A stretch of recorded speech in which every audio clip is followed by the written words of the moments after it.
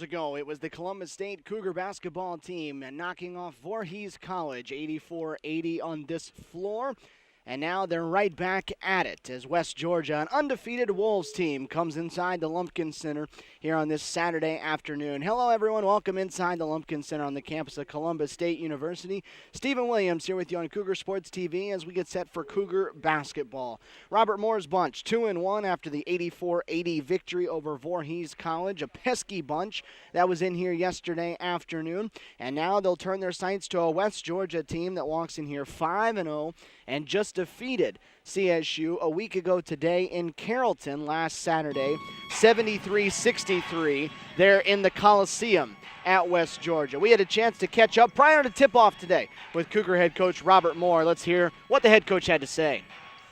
Cougar men's basketball coach Robert Moore with us as we get set for West Georgia. Coach, you've had about 24 hours to marinate on yesterday. What else have you seen from your team that you liked yesterday? I thought we could have easily quit when Voorhees made a run at us, but I thought our guys stayed into the game. Two guys especially, is D'Angelo Kirkland and Jermaine Morgan, really gave us that fire to finish off the game. And, you know, Kenny Funderburg is the guy we got to get the ball to, and I thought those guys finished the game for us yesterday.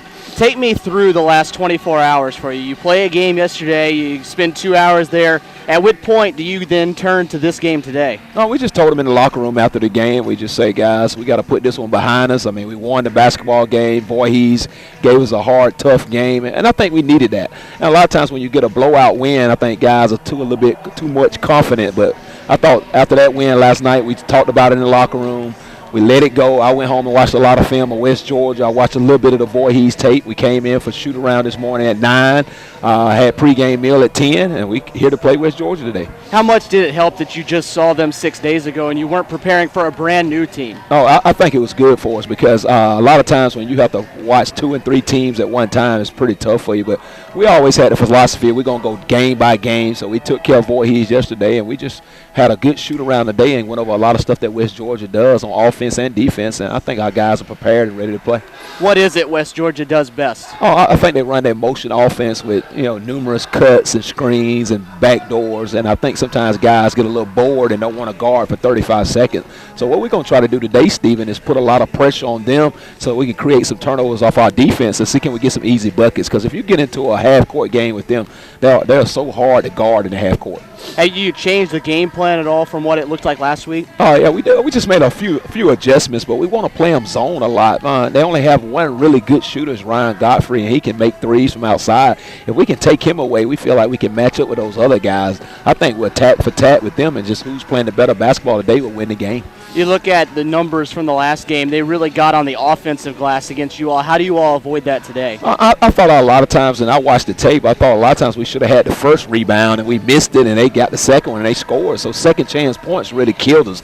I told our guys we just got to rebound the basketball and secure the basketball and go the other way, because we get them second chance points. They're so strong underneath the bucket that I think it's going to hurt us. So our guys got to do a better job of securing the ball on the first rebound. Ty Harris, Derek Spear didn't play yesterday. What's their availability today? Oh, they'll be there today and ready to play. We'll start Nick Turner at the point, but Ty gave West Georgia a lot of trouble driving it down the lane up in Carrollton, so we got to put him in the game and let him get started. And Derek Spear will also play today. Does it worry you at all that they've been out of it for a little bit? I think so, and I just told both of them they got to be honest with the coaching staff and let us know if they can go and they can't go. If not, we'll just play those other guys. And, Stephen, I told you that at the beginning of the season. I think a good part about this team, we're pretty deep and we can play so many different guys. It might not be the same style, but we can play so many guys. So I think these guys got to go out there and play. I know they're a little sick, but they got to let us know if they need to come out and take a breather and just keep playing. Coach, looking forward to it. Best of luck today. All right. Thanks, Steve. Head coach Robert Moore weighing in right before tip-off here on this Saturday afternoon. West Georgia, the opponent today, as the Cougars trying to get to 3-1, looking for their second straight victory on the season, but they're going to have to pick it up against a team that has beat them 4 times in the last 3 seasons, twice in 2011, including once on this floor. Last year, a 73-60 victory for West Georgia in Carrollton, and then a 73-63 victory in Carrollton for the Wolves just 7 days prior. So a tall task on tap for Robert Moore's bunch. They had a taxing 84-80 victory yesterday, as it was a Voorhees team that was down by 16 early in the first half, Columbus State kind of put it in cruise control, and it allowed Voorhees to get back into it. The Tigers led at halftime, and it was a back-and-forth affair over the final 20 minutes, so it took a little bit more out of the Cougars than probably necessary and that Robert Moore would have wanted.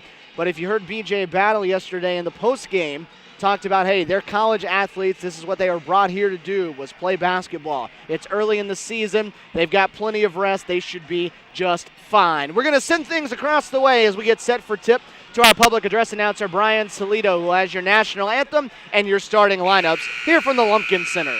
Ladies and gentlemen, good afternoon, and welcome to Columbus State University and the Lumpkin Center for today's men's basketball matchup, featuring the Wolves of the University of West Georgia and your Columbus State University Cougars. In just a moment, we'll introduce the starting lineups, but first we ask that you please rise and gently remove your hats as we honor the United States of America with the playing of our national anthem, the Star-Spangled Banner.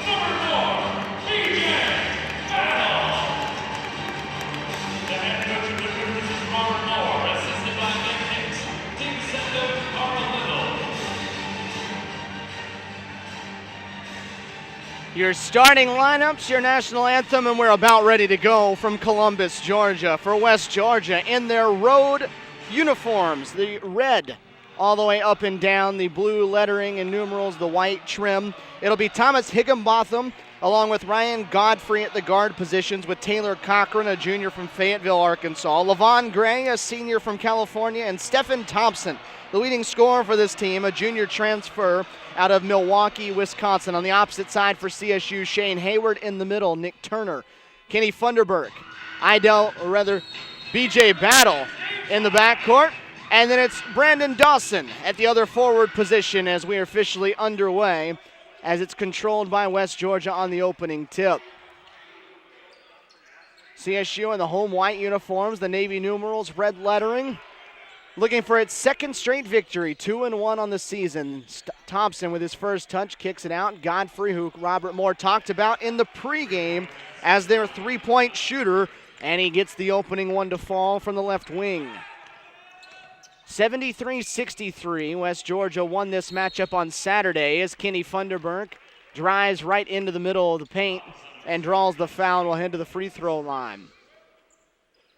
Kenny so far this season, the junior transfer from Aiken Technical College in South Carolina, averaging 22 points a game. Had 15 in the opener against Carver Bible, had 26 on Saturday when these two teams met.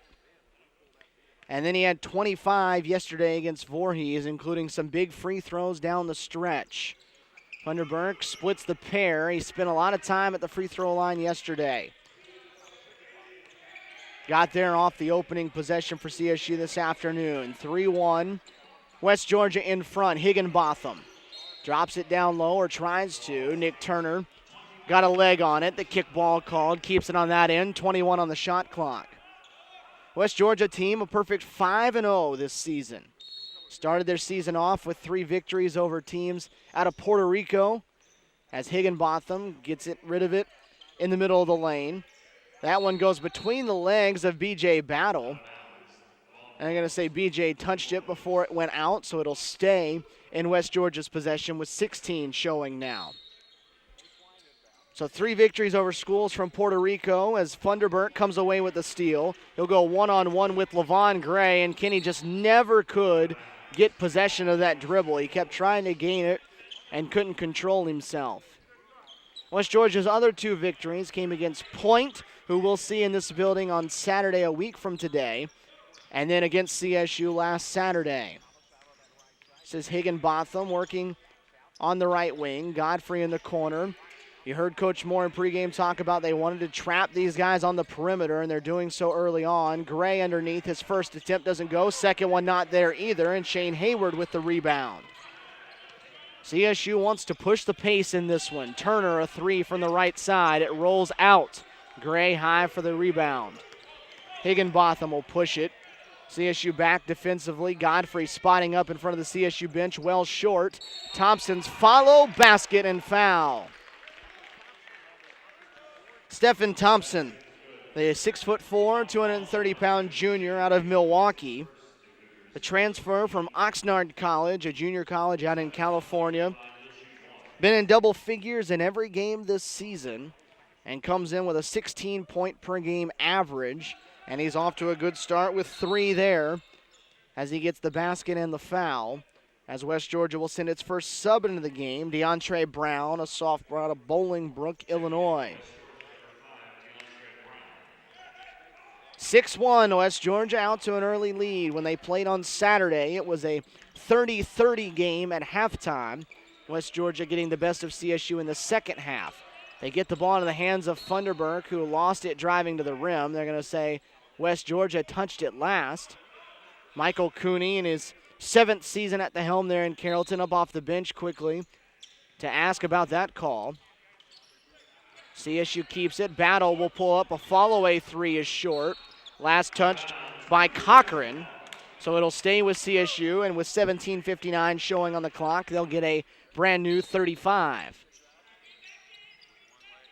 BJ Battle got hot in the middle of that second half yesterday. Hit a trio of 3s that were big in keeping CSU in the game. Nick Turner dangerously close to midcourt, being guarded by Brown. Gives it up into the hands of Funderburk. They're trying to get the ball into his hands early and often today. Turner to the free throw line, cut off. And he gets bailed out at the charity stripe. From behind, a foul committed by LaVon Gray.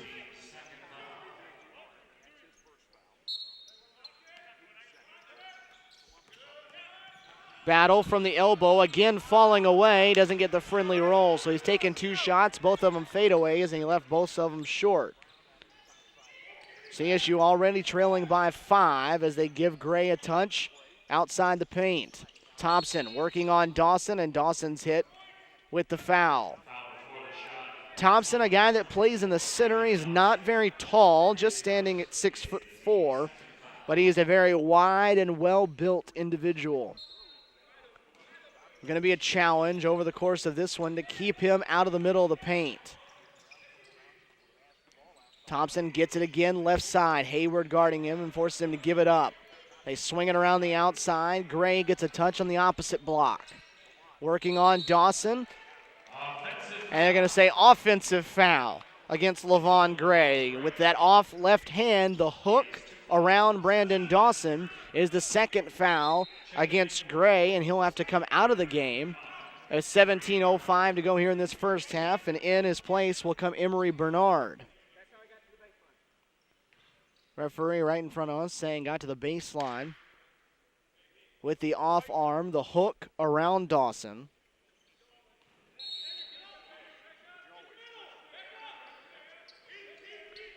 So CSU trailing 6-1, needing points on the offensive end. 3 minutes gone by, just a lone free throw for their point to this juncture of the game. Battle drives into the center, dishes out Dawson. Dawson, a wild one, throws it up, and he gets bailed out as Thompson picks up the foul. So CSU, not great shot selection to start this one off, but they are doing a decent job of forcing the action. Already 4 fouls against West Georgia in just 3 minutes and 14 seconds. So Brandon Dawson, the senior out of Atlanta, the transfer from Kennesaw State, to the free throw line. Brandon scored the first 5 points of the game yesterday, and that was all he got. He scored CSU's first 5 and had nothing from that point on. Ended up only playing about 12 minutes of action as Robert Moore found a combination he liked in that second half, and Dawson wasn't in that 5. Brown trapped in the backcourt, able to dribble his way out of it. CSU trying to pick up the tempo. West Georgia would be just fine to play this game in the 60s. CSU'd love to be up in the 80s or 90s when this one's done. Shot clock down to 15 as Brown works it around the perimeter. Thompson gets a touch in low, goes right at Dawson, who blocked the shot. The follow not there. Bernard, a third attempt, no. And Hayward finally rips it down. So multiple opportunities there for West Georgia, nothing to show for it. Funderburk to the rim, a wave off the shot attempt, and a body foul coming up against DeAndre Brown. So CSU, not known as a great free throw shooting team, but they could be shooting a lot of them before this half is over. Already 5 fouls against the Wolves, and we haven't played 4 minutes. Funderburk straight on, off the inbounds, nothing but net. Kenny Funderburk continuing his strong play as CSU's run off 5 in a row to tie the game at 6. Kenny with 4. 6 apiece, 4 minutes in. CSU in its 1-3-1 look. Hayward playing the back line. Turner up top. Cochran tries to drive, and he gets called, or rather he gets a blocking call called against Nick Turner. It's his first, 3rd against CSU so far. 15:44 showing on the clock. 6-6 our score, and we have our first media timeout. West Georgia, Columbus State tied at 6 early stages here in Columbus.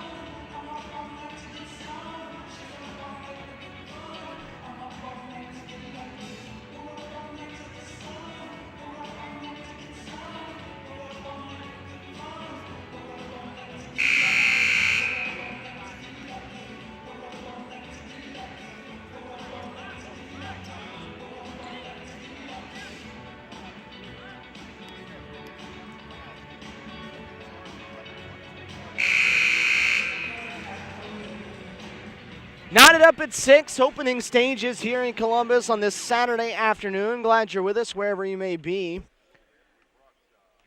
Carrollton, where West Georgia hails from, just a couple hours up the road. And they're hoping to stay undefeated here on the road today as they look to improve to 6-0. CSU trying to get to 3-1. Brown works at left, Higginbotham into the corner. The first look we've had at Phillip Flowers, who's in the game now. Sean Boston also in the game for West Georgia. The shot attempt not there. Bernard's follow not there either. A third opportunity is blocked by Hayward, but here comes a fourth chance, and this is what got CSU in trouble in Carrollton. They gave multiple opportunities to West Georgia, and Robert Moore addressed that in the pregame, saying they have to do a better job of grabbing rebound number 1. Much less rebounds 2 and 3. The corner, an open look for Flowers, and on the fourth shot of the possession, Phillip Flowers knocks down the 3. Those are the ones that will hurt you the most. You give an opponent that many opportunities at the basket, eventually they're going to burn you. Battles floater off left, tipped his own miss, didn't go down. He fights for the third opportunity, and he will earn it as it was last touched by Boston of West Georgia. Hayward, Dawson, and Battle will sit down. D'Angelo Kirkland, R.J. Sessions, and Jermaine Morgan will check in for the first time for CSU. 14:40 on the clock, 9-6, West Georgia in front. Fresh 35 on the shot clock for CSU after the miss. Kirkland gets the immediate post, and he goes up with the right hand for the basket. D'Angelo was actually at one point posting up Jermaine Morgan, who didn't know he was there. D'Angelo comes in and gets his first 2. So 9-8, West Georgia scored 6 of the first 7. CSU, though, trying to settle in on the offensive end. Again, West Georgia, a half-court, methodical team, dragging the shot clock down to 10 now. Higginbotham off to Brown in the corner. This is Flowers. Cross court. Boston lost it. Down to 3 now. They're going to have to get a quick shot off. Flowers didn't get it off. The shot didn't go down anyway, but the shot wouldn't have been in time, and CSU forces the turnover.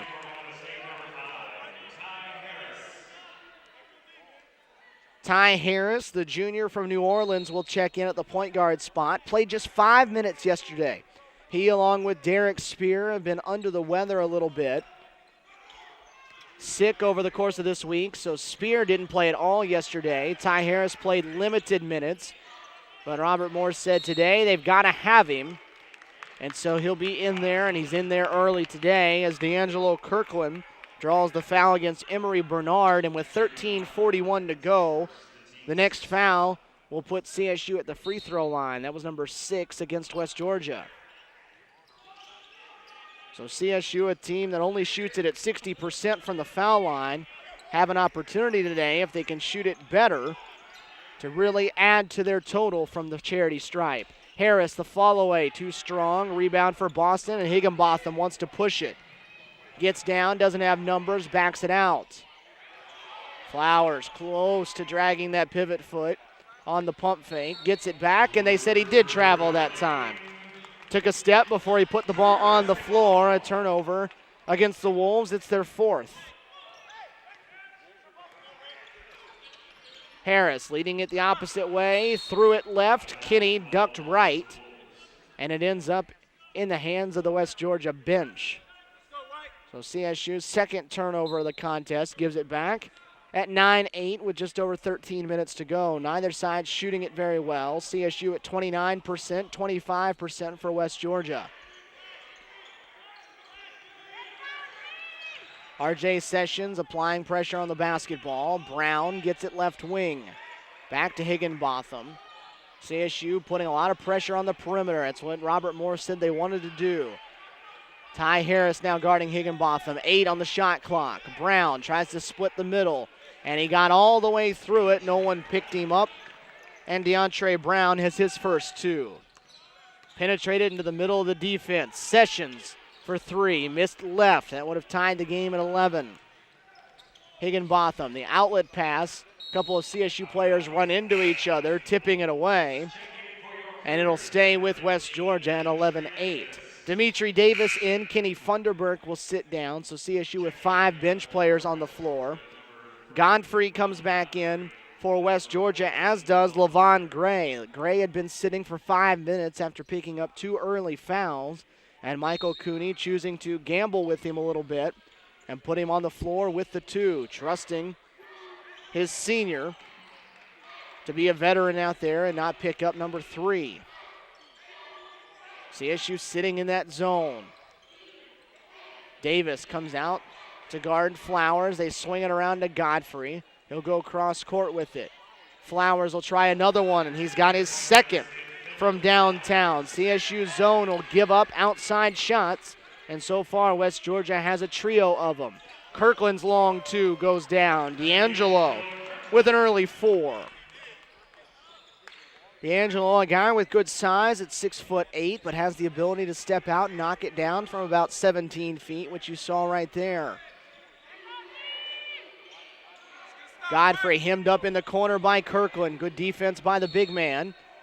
And then as Godfrey got rid of the pass, a foul coming up against D'Angelo Kirkland. It's his first. 4th foul against CSU, 6 on the opposite side for West Georgia. 14-10 our score, and we've got a media timeout. West Georgia by 4, first half here, Columbus State trailing.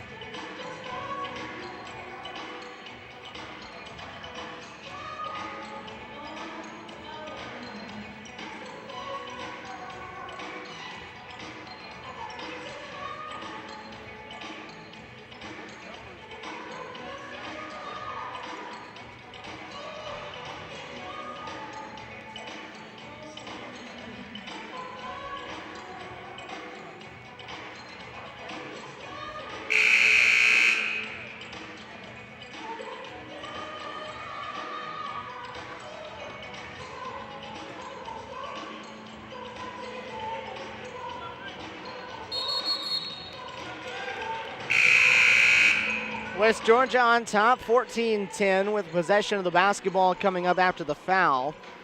There have been 7 rebounds had on the West Georgia offensive end. 5 of them have been pulled down by West Georgia. They have 5 offensive rebounds to just 2 defensive rebounds for CSU. West Georgia out rebounding the Cougars 10-4. Higginbotham goes off the dribble, finds Gray underneath, and they're going to say he traveled.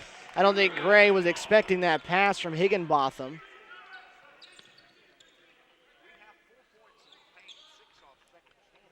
And ended up traveling with the basketball. 14-10 the score, 11:20 to play in the first half. Low scoring so far to this point, favors West Georgia. West Georgia now settling into a zone of its own. 2-3 look from the Wolves. Harris, elbow shot, doesn't go down. Good follow on the part of R.J. Sessions, crashing the glass. Couldn't get the basket to go down, but does draw the foul.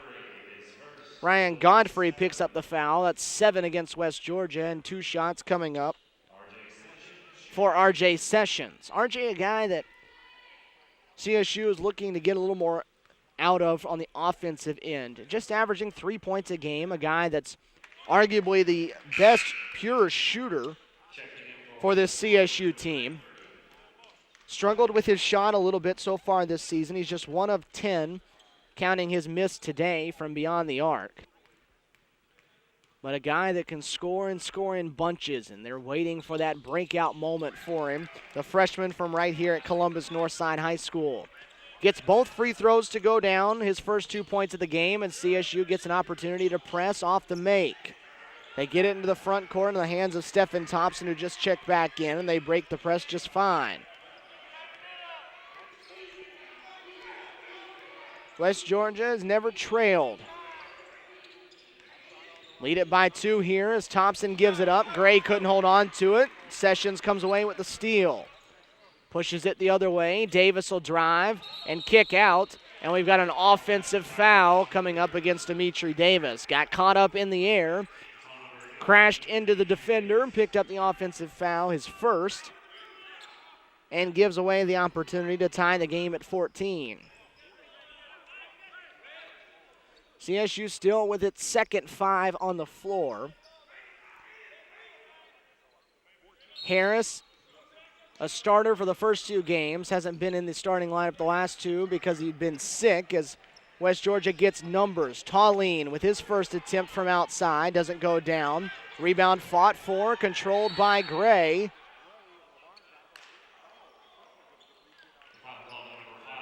And Ty Harris is going to get hit with the foul. So again, CSU gives up an offensive rebound.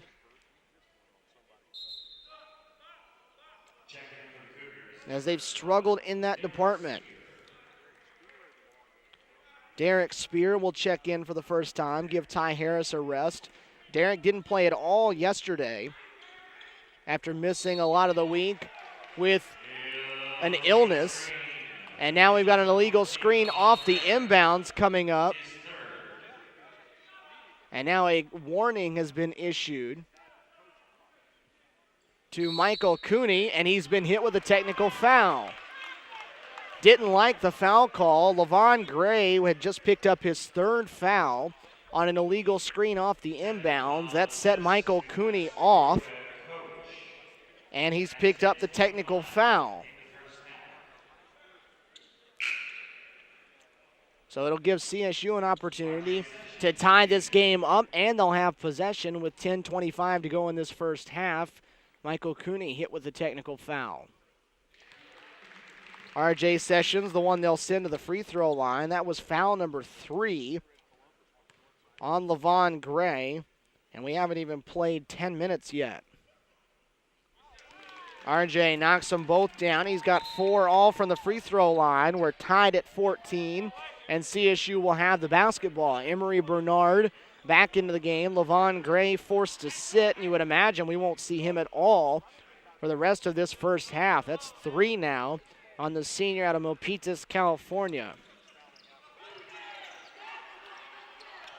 CSU trying to lead for the first time. Jermaine Morgan drives baseline. 2 players hit the floor. The shot didn't go down. Morgan kept it alive, though, on the tip and got the rebound. 2 players tried to draw the charge, and that left the rebound wide open. Jermaine, a second opportunity, a strong spin move back to the basket, and Jermaine Morgan lays it in on the left side. CSU in front for the first time now at 16-14. Cougars with the lead, trying to pick up the pace now. High-low, Bernard dropping it down for Thompson, and Jermaine Morgan hit with the foul. Number of fouls in this game so far, really killing any kind of rhythm or flow that this game might have. 7th foul against CSU. It was Jermaine's first, and so it'll send Stephen Thompson to the free throw line, where he will have the 1-and-1.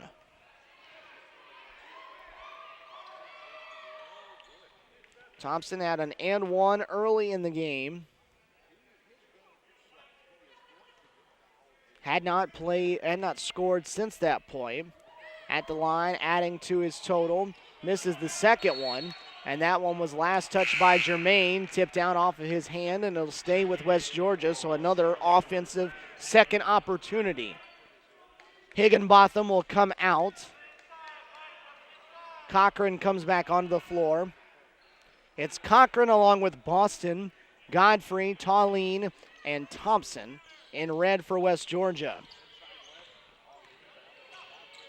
Beyond the midway point here in the first half, Thompson got around Kirkland, and now a blocking foul coming up against Jermaine Morgan. He was set, but then started to slide to his left as Thompson went around him, and Jermaine's going to pick up his second foul of the possession. And Thompson will head to the free throw line. We'll have 2 more.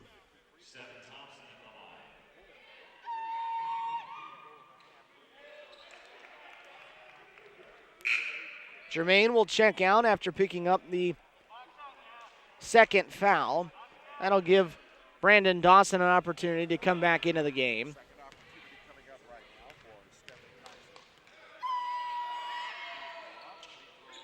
Thompson leaves them both on the line, so 1 for 4 from the line on that sequence, and CSU will retain the lead. Spear runs right over Godfrey, but Godfrey backing up draws the blocking foul. The basket will count as well as Spear was able to knock it off the glass. Ryan Godfrey in disbelief that one was called against him, and so he'll pick up the foul. It'll be his second. And for Derek Spear, he'll head to the line looking to add it one more time. 18-15, CSU's largest margin. And now we've got a technical foul against West Georgia for having 6 players on the floor. So West Georgia having all kinds of issues here in this first half. Tauline didn't get off the floor in time.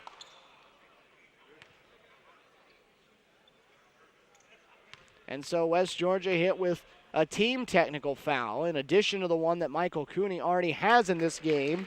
And RJ Sessions is just going to make a living at the free throw line. Already matched his season high of 5 points. Second one now, it gives him 6, so a new season high for the freshman from Columbus. And now Derek Spear will go to the line with a chance to add a free throw to his basket he already made.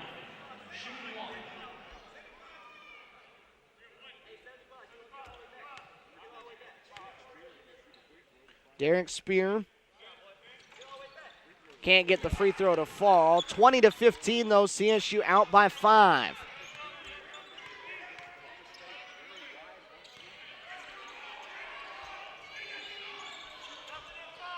Again, CSU stays in its zone, trying to take away the interior of this West Georgia offense. And Thompson turns it over. A bad pass intended for Boston. Sessions leading it the other way.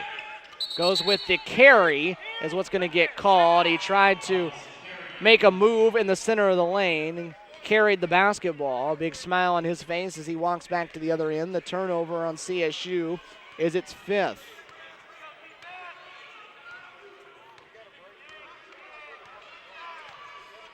CSU in the midst of a 12-1 run after West Georgia led this one at 14-8. CSU wanted to travel. The shot wasn't there on the part of Sean Boston. CSU makes it a one-shot possession. They'll throw it up. D'Angelo Kirkland didn't get high enough to finish it with the dunk on the alley-oop. It was last touched by West Georgia as it goes out of bounds, so CSU will keep it, but D'Angelo would like to have that one back. Joseph Harrell in the game for West Georgia at the moment. A sophomore out of Albany, Georgia. Phillip Flowers comes back on the floor as well. DeAndre Brown also back in. Dawson steps inside the free throw line. Count it, and 1. Brandon Dawson with 2. A chance to make it 3 as Joseph Harrell picks up the foul. It's his first. That's 10 now against West Georgia. And Brandon Dawson a chance to add on. His misses as well, though. CSU 9 of 12 now from the free throw line. They've missed their last 2 opportunities, though, on and 1 plays. Swinging around the outside, Flowers from the left wing, give him another one. That's his 3rd from downtown. Flowers is making this zone of CSU pay as he cuts it down to a 4-point game. Spear to the rim, the finger roll falls short. Brown leading it the other way. Cut off by Spear. And then from behind, I believe Derek is going to get called for the reach in. for Derrick. That's foul number 1. It's the 9th against CSU, so the 1-1 here for DeAndre Brown. 7:53 to go, though, and both sides will be in the double bonus from here on out. Tough to get any kind of rhythm going at the moment.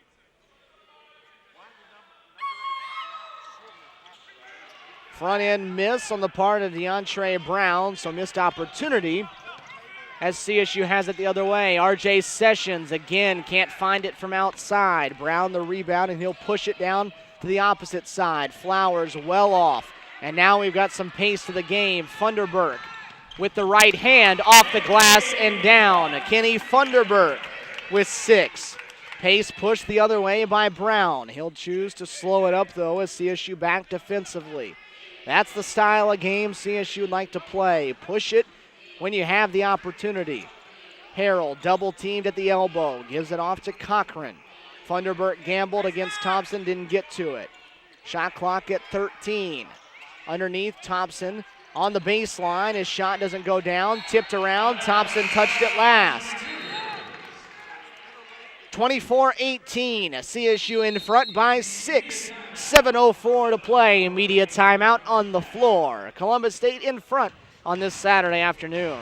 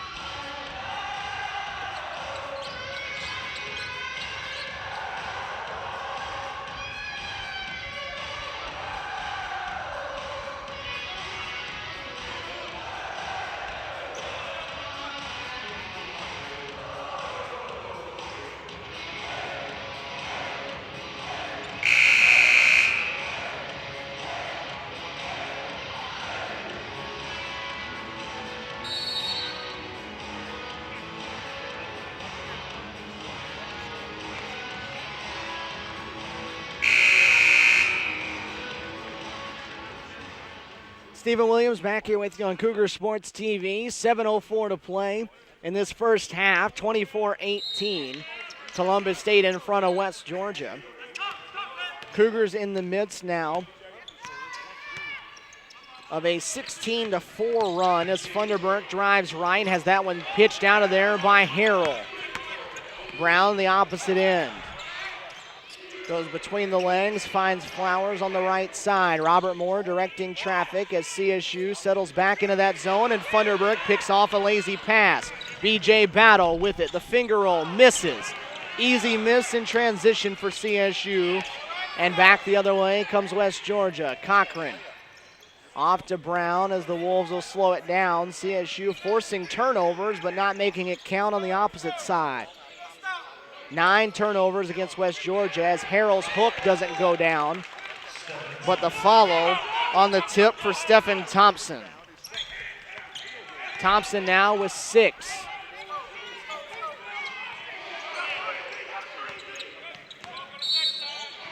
And now a foul coming up away from the basketball underneath against CSU.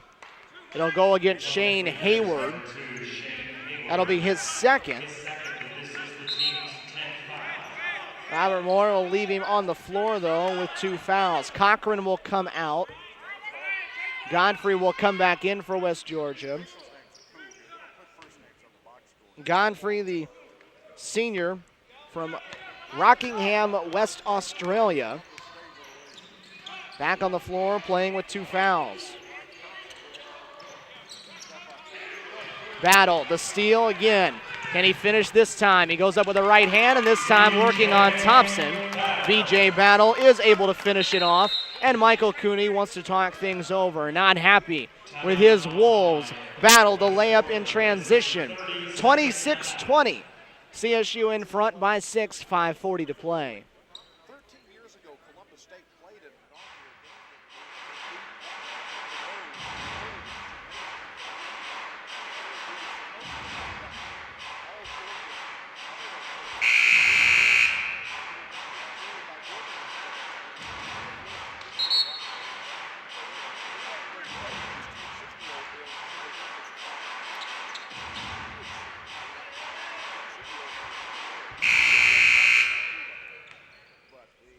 Michael Cooney wanting to talk things over after his bunch getting a little sloppy on the offensive end, already into double digits in turnovers. 10 turnovers leading to 10 points for CSU, who leads it 26-20 late in half number one.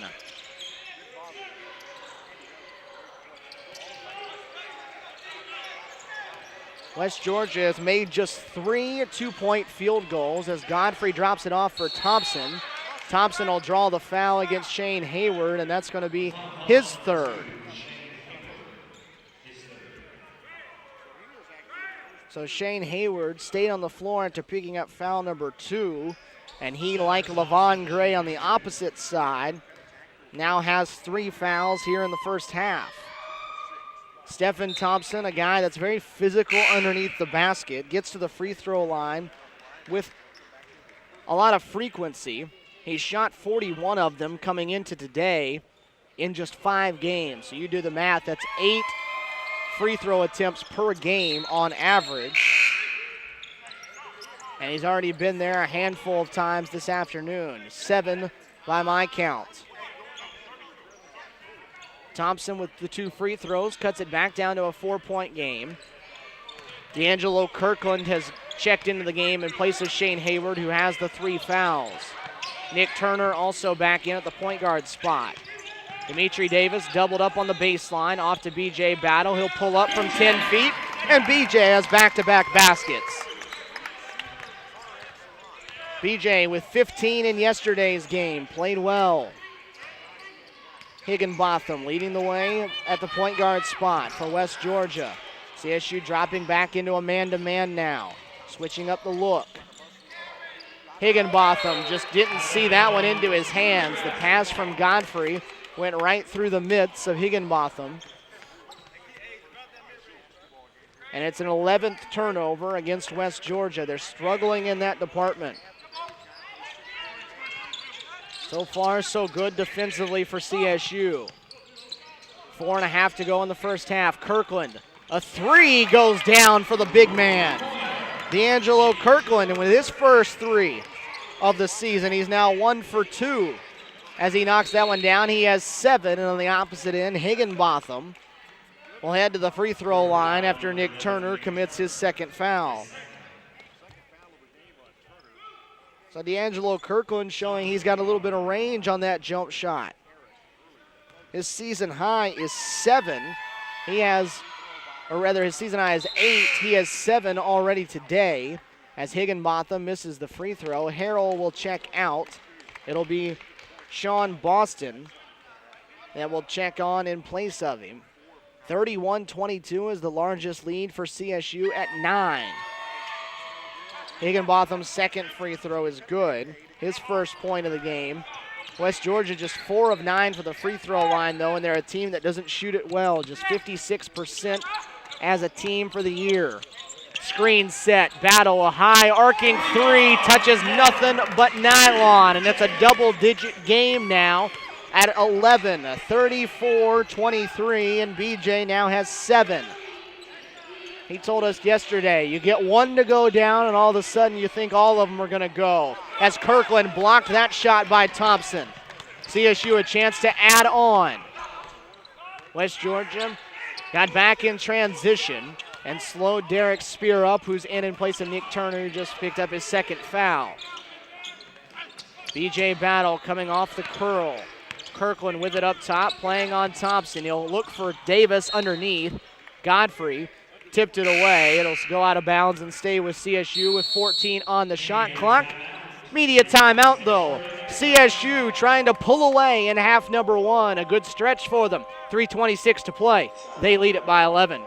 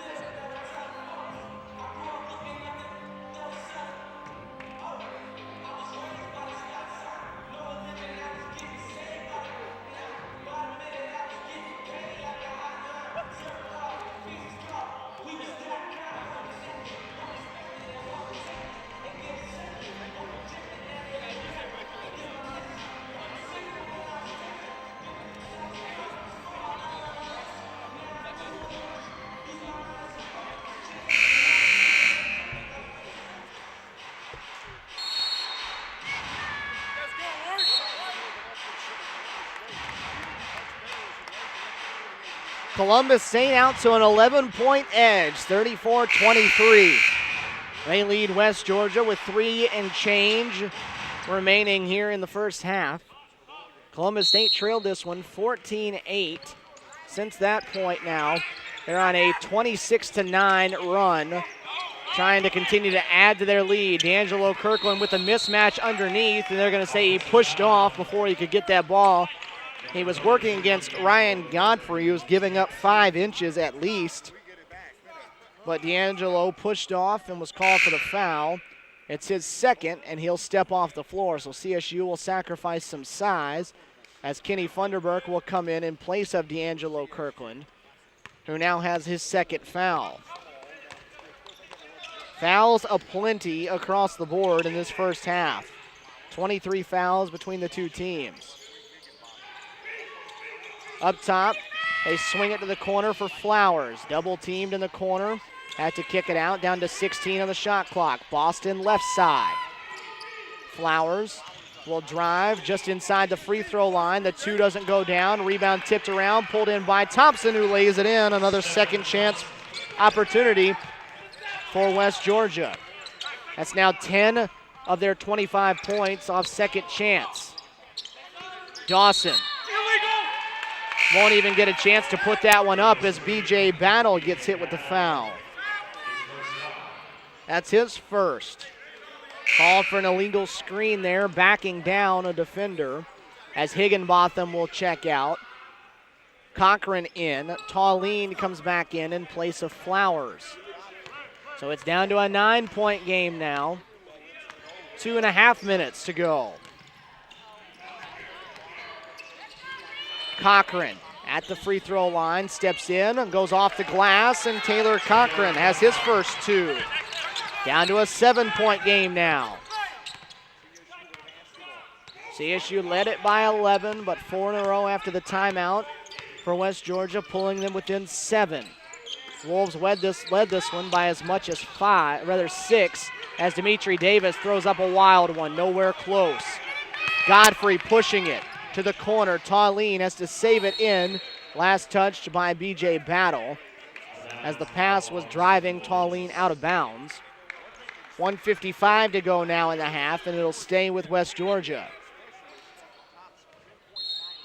Wolves trying to put a little run together to take some momentum into the locker room. Tauline trying to add to the run, and he'll do so. The sophomore from Australia knocks down the 3, and it's a 4-point game and a 7-0 West Georgia run.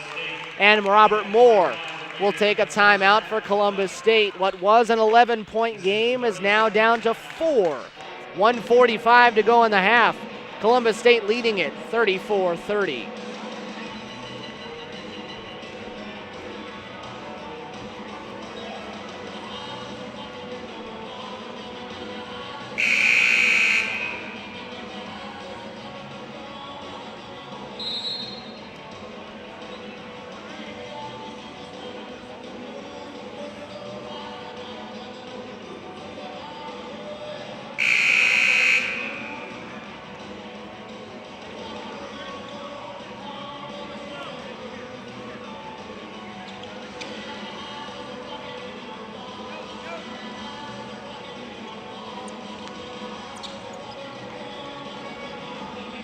CSU was leading this one 34-23 when we went to the under 4 media timeout. That was with 3:26 to go.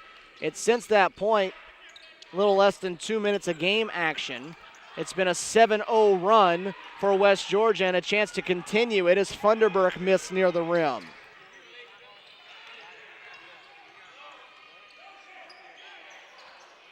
This is Cochran off to Tauline, who just hit the 3. Thompson, a mismatch, working on Derek Spear.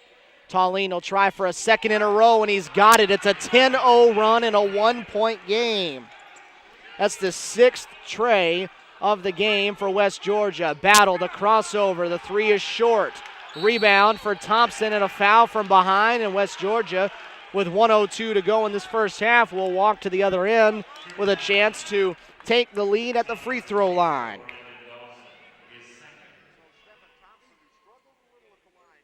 Stephen Thompson will pull to the opposite side at the free throw line and have 2 opportunities with his team trailing by 1. Thompson looked good on that free throw. He's 5 of 8 at the free throw line on the afternoon. And he already has a double-double in this first half. Thompson, before this next free throw, 11 points and 10 rebounds already. That's his 3rd in 6 games this season as the next free throw misses, tapped out by Boston, and CSU will get it back. Robert Moore was looking for an over-the-back call. Doesn't get it, but it's an 11-0 run now. As the clock rolls under a minute to go. 11-0 run erases an 11-point deficit. Pass too wide that time for Battle. As Jay Manning is just into the game, gives it up. Derek Spear with it, backs it out. Shot clock at 15. 40 now on the game clock. Spear, the finger roll around Tauline gives CSU the lead. Derek Spear now with 4. Shot clock off. West Georgia can hold for the final possession should it choose, and that's what it looks like they're going to do. 23 now and counting. Higginbotham wanting to get a timeout called, and he will right here in the front court. 19.4 to go. West Georgia with a 30-second timeout, leading it by 2 at 30, or rather trailing it by 2 at 36-34. Columbus State led it 34-24, and then it was an 11-0 run for West Georgia that erased that. Derek Spear just put an end to that 11-0 run with the layup. Gives him 4 points in the game. But CSU had an opportunity to really have a big lead going into the locker room and forfeited that opportunity away. Eerily similar to what happened to them yesterday when they led by 16 in the first half and ended up trailing by 2 when they went to the halftime break. The shot clock is off, so West Georgia has the last possession if they want it. 17 seconds left to play in this first half. Columbus State up by 2. Godfrey will drive all the way to the rim. Uncontested, he missed it, but Thompson got it on the follow. CSU a chance in a tie game to take the lead. Spear all the way to the rim, will lay it in as the horn sounds. Derek Spear will go coast to coast and put in his 5th and 6th points of the first half to give CSU the lead as they go to the locker room. Both teams had their moments where they were dominating this game and they were leading it by a handful. CSU had the largest lead at 11, but it's just a 2-point game as we go to the locker room at halftime. 38-36. CSU in front by 2 as we hit the halftime break. Your first half scoring numbers. Kenny Funderburk, CSU's leading scorer, a relatively quiet half. He finishes with just 6 points in half number 1. BJ Battle has 7 to lead the way, along with D'Angelo Kirkland, who also had 7. RJ Sessions and Derek Spear each had 6, 4 for Brandon Dawson and 2 for Jermaine Morgan. On the opposite side, it's been the Stephen Thompson show. 11 rebounds to go along with 13 points for the double-double for the junior out of Milwaukee. 9 for Phillip Flowers on his trio of 3-pointers. 6 for Zach Tauline. He's hit a couple of threes as well. 3 for Ryan Godfrey, 2 for DeAndre Brown and Taylor Cochran. And Thomas Higginbotham has a single free throw for his only point. So we go to the locker rooms at halftime. 38-36, Columbus State in front by 2. We'll take the halftime break with them. Come back and take a look at some of the action going on today across the Peach Belt Conference. CSU up by 2 at the break.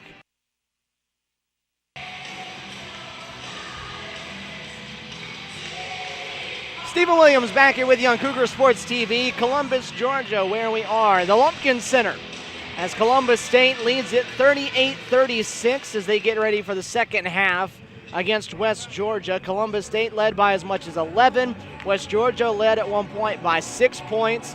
Yesterday, Columbus State gave up a last-second basket to be losing at the half.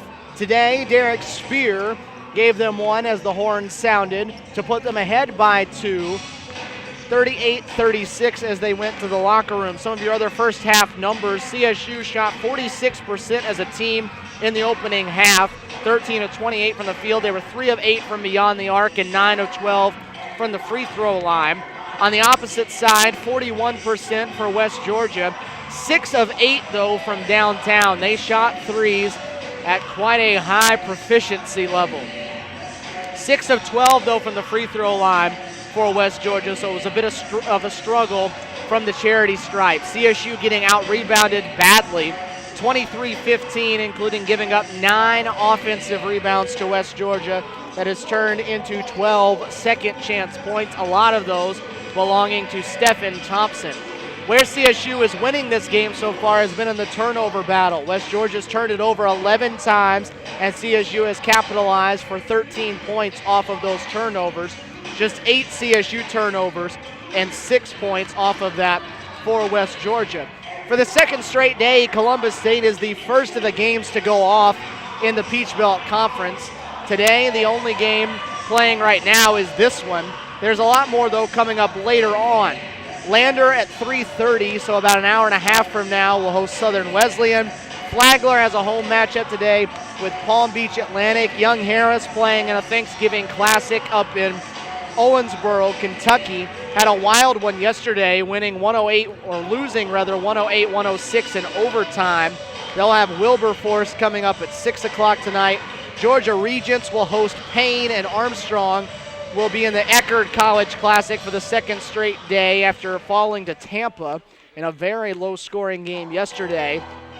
They will take on the host, Eckerd, at 7:30 tonight. So plenty of Peach Belt Conference action.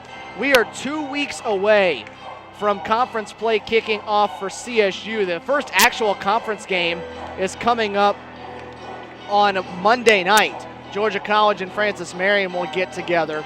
But CSU will hit conference play for the first time December 14th. Montevallo will be in this building for the opening doubleheader.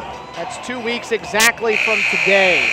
So looking forward to that. Second half as they hit the floor, Kenny Funderburk, Nick Turner, Brandon Dawson, along with D'Angelo Kirkland and BJ Battle out there in the starting lineup for CSU. So no Shane Hayward coming out of the locker room, as he had 3 fouls in that first half. So D'Angelo Kirkland, who played a good first half, getting the start in the second 20 minutes. BJ Battle kicks it out for Nick Turner. He'll pull up from 17 feet. The shot way off, and I believe LaVon Gray, who started the second half, just picked up a rebounding foul, and that's going to be his 4th.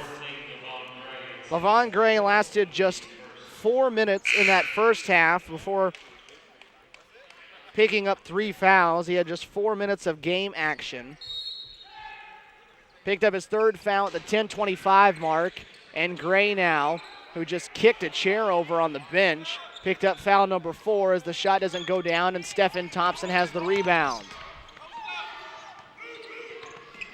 Higginbotham, Godfrey, Thompson, and Cochran out there along with Gray, but Gray had to come out, so it's Harrell that gets the start, and it's an and one. That's a continuation call, I believe, on the part of Stephen Thompson.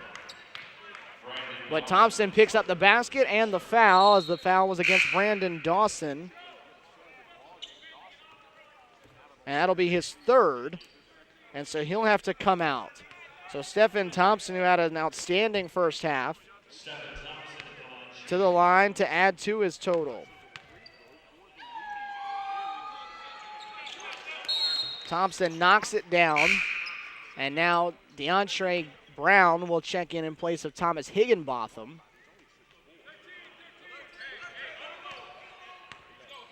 And West Georgia takes the early lead in the second half, 39-38. Both sides have led over the course of this game, and CSU is going to wedge back in front as BJ Battle hits his second 3 of the contest, and he's into double figures with 10. First Cougar to hit double figures now. Battle leading the way with 10 for CSU. Thompson has 16 for West Georgia, as that one is not good from downtown for Godfrey. And they're going to say D'Angelo Kirkland was out of bounds when he touched it for CSU. So West Georgia has a second chance opportunity once again. A minute 15 gone by in the second half. CSU tipping that one right past Michael Cooney on the bench. Kenny Funderburk got his hand on that one. You imagine Kenny Funderburk, if CSU is going to win this game, is going to have to play a bigger role in half number 2. He had just 6 points in the opening half, just took 4 shots. Wasn't in any kind of foul trouble, just wasn't much of the offensive game plan in that first portion. That pass way wide for Thompson, and Michael Cooney gets up off the bench and gets right in the face of DeAndre Brown. Not happy with his point guard there, and he's immediately going to take him off the floor in favor of Higginbotham. That was the 12th turnover against the Wolves, and CSU back with the basketball up 2. Underneath, nobody finds Funderburk. He snuck in on the backside, was wide open, and a good look that time by BJ Battle to find him, and Kenny has 8. Underneath, similar for Harrell, but Kirkland closed it off. The shot was blocked from behind that time by Funderburk. Blocked the shot of Thompson. So CSU a chance to add on to a 4-point game now. BJ thought about another one, and Sid he'll drive, has that one rejected by Harrell. Cochran leading it the other end. Funderburk with the block, and then the block comes down on the back of Cochran. Kenny Funderburk saying, not in my house right now. Blocks on back-to-back possessions for Funderburk. CSU with 5 blocks in the game.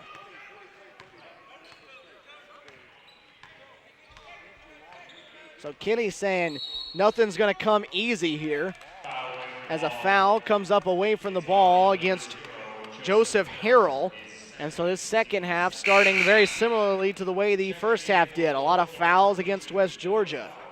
The Wolves picked up a lot of fouls early, but then by the time the half was over, CSU had actually committed more fouls than West Georgia had. Kirkland with it. Gives it off, Funderburk to the rim. The shot doesn't go, and it's another West Georgia foul. I believe Harrell just got hit with another one. That's his 3rd now. It's going to be a war of attrition down the stretch here if they're not careful. 4 fouls on Levon Gray, 3 on Joseph Harrell. On the other side, 3 on Brandon Dawson, 3 on Shane Hayward. So Kenny Funderburk, 8 points in the game, back to the line, where he'll have 2. Kenny came in averaging 22 points per game.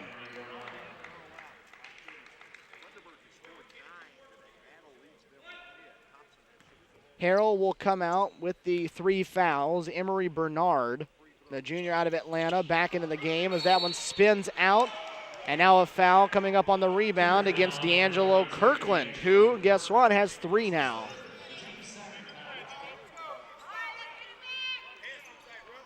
So D'Angelo now has 3 fouls, and they're going to have to leave him on the floor. It's he or Shane Hayward, and they each have 3.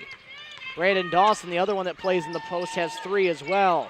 The 3-point opportunity from the corner for Flowers, not good. Battle ran down the rebound.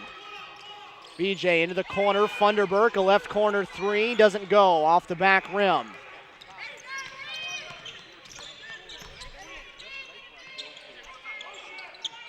.44-39, CSU by 5 as they try to drop it down low for Bernard, and it just skips right past him out of bounds. Michael Cooney that time doesn't even bother getting off the bench, just folds his arms and leans back in his chair. West Georgia struggling today in the turnover category. That's 13 of them. CSU, though, has to make it hurt. Battle for 3, short. Rebound, Thompson. Thompson with his 14th rebound. Got a chance for 20 and 20 today, the way this one's going. CSU back defensively into its zone. Onto the right side, Higginbotham. Got to find the shooters, though, in the zone. Flowers, one of them, dancing around the baseline. Higginbotham, the jump stop, missed it. Rebound pulled in by Kirkland, and it was knocked out of his hands by Higginbotham, so CSU will keep it. D'Angelo Kirkland forced to come off the floor, and he's not happy about it. But he does have 3 fouls, so Robert Moore getting him out of the game. I don't think D'Angelo's upset with Robert Moore. I think he's more upset that he has 3 fouls. It's been tough to get any kind of flow to this game due to the number of fouls on both sides. Funderburk from 12 feet will draw the foul as he hits the floor. Emery Bernard didn't like the call, but Kenny's a good shooter, and that shot came up about 2 feet short, so something happened. Foul on Bernard is his second, the 4th of the half against West Georgia, so Kenny Funderburk back to the free throw line. Kenny had 26 the first time these two met, had 25 yesterday, averaging 22 points a game right now for the year. Has a very quiet 10 points today, but already very active here in this second half. They're going to need him to play a big role, and so far so good. 46-39, CSU up by 7. West Georgia scored the first 3 of the half. CSU scored the next 8. Thompson trying to back down on Davis, and they're going to hit Dimitri Davis with the foul.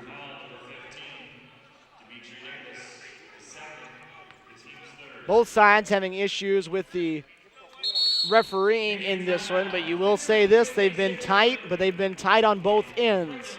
Not against one side or the other. 46-39 the score. CSU in front by 7. Media timeout on the floor. 15:56 to play inside the Lumpkin Center.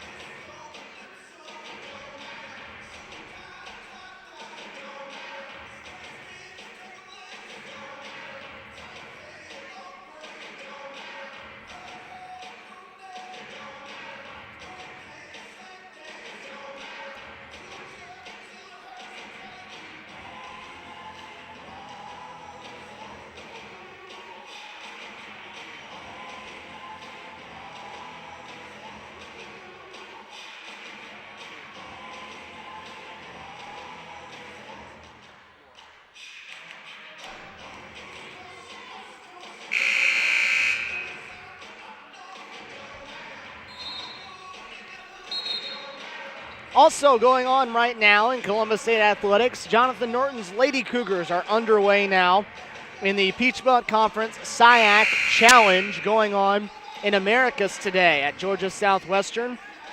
The undefeated Lady Cougars taking on Fort Valley State for the second time this season. A little under 8 minutes gone by in that one as Tauline hits the 3 off the inbounds. Columbus State trailing Fort Valley 17-15. So we'll keep an eye on how that one's going as the day progresses. Tauline, though, with the big shot out of the timeout there for West Georgia. Badly needed that one. He has 9 now on 3 3-pointers. Turner off the screen will try for one of his own. It falls out. Jermaine Morgan with the rebound tap, kept it alive, and CSU gets a second opportunity. Jermaine's done that a couple of times today. Not necessarily needing to grab the rebound, but tipping it out so a teammate can get it. Kenny Funderburk off the screen, falling left, it fell out. BJ Battle with the rebound, so a third now. Look at it. CSU doing something that West Georgia has done to them all day. Battle off a screen, picked up by Tauline. And now a foul coming up on an illegal screen against CSU's Dimitri Davis. That's his third.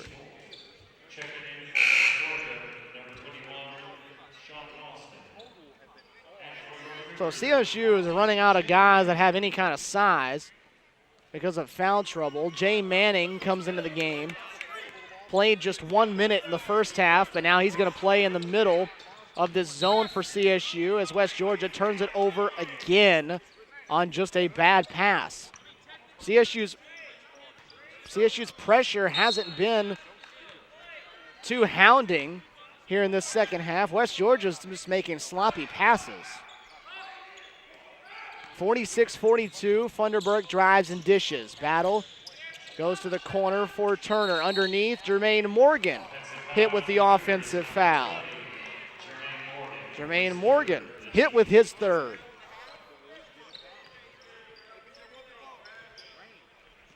So 5 fouls against CSU, 4 against West Georgia. CSU now has 5 guys with 3 fouls in the game.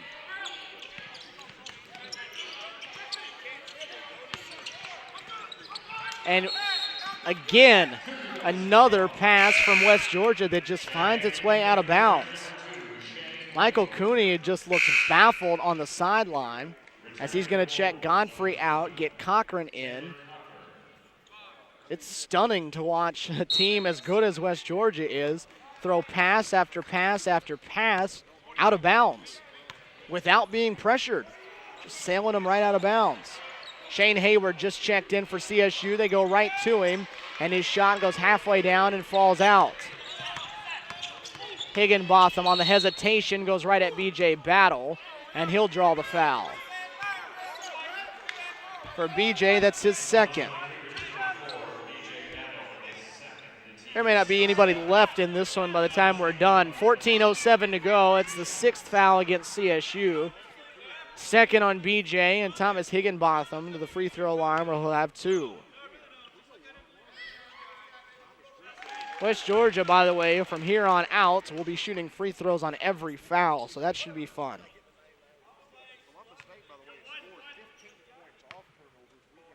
46-43 now, as Higginbotham knocks them both down. All 3 of his points have come from the free throw line, and he'll sit down as DeAndre Brown will return to the game. CSU led it by 7, and West Georgia on a mini 5-0 run here. It's been a game of runs. CSU put together an 8-0 run to pull out to a 7-point lead in this half. West Georgia has countered now with 5 in a row of its own. Funderburk from the corner rolls off, and now CSU hit with a rebounding foul.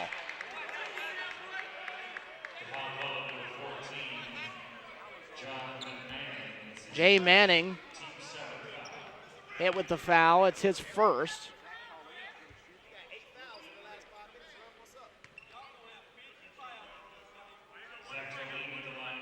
Fans back behind me letting the referees know how many fouls they've called. We've played 6 minutes and 8 seconds in this half. They've called 11 fouls as Tallene missed the free throw on the front end of the 1-and-1. Battle, size advantage on Brown. He tries to drive right at him and knocks down the mid-range basket.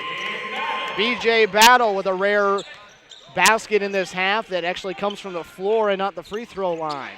4-point game stops a 5-0 West Georgia run. Thompson working on Hayward. Hayward blocks his shot. The second one blocked as well. And then the pass stolen by Manning.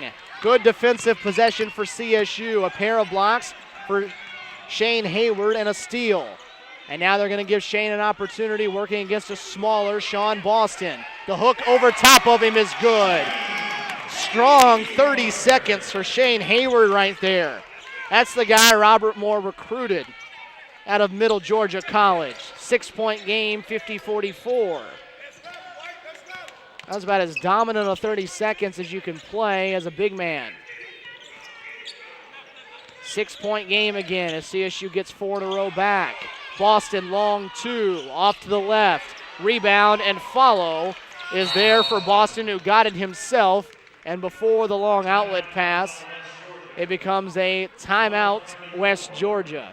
Michael Cooney set to talk things over with his Wolves. 12:34 showing on the clock here in the Lumpkin Center. 50-46, Columbus State leading by 4.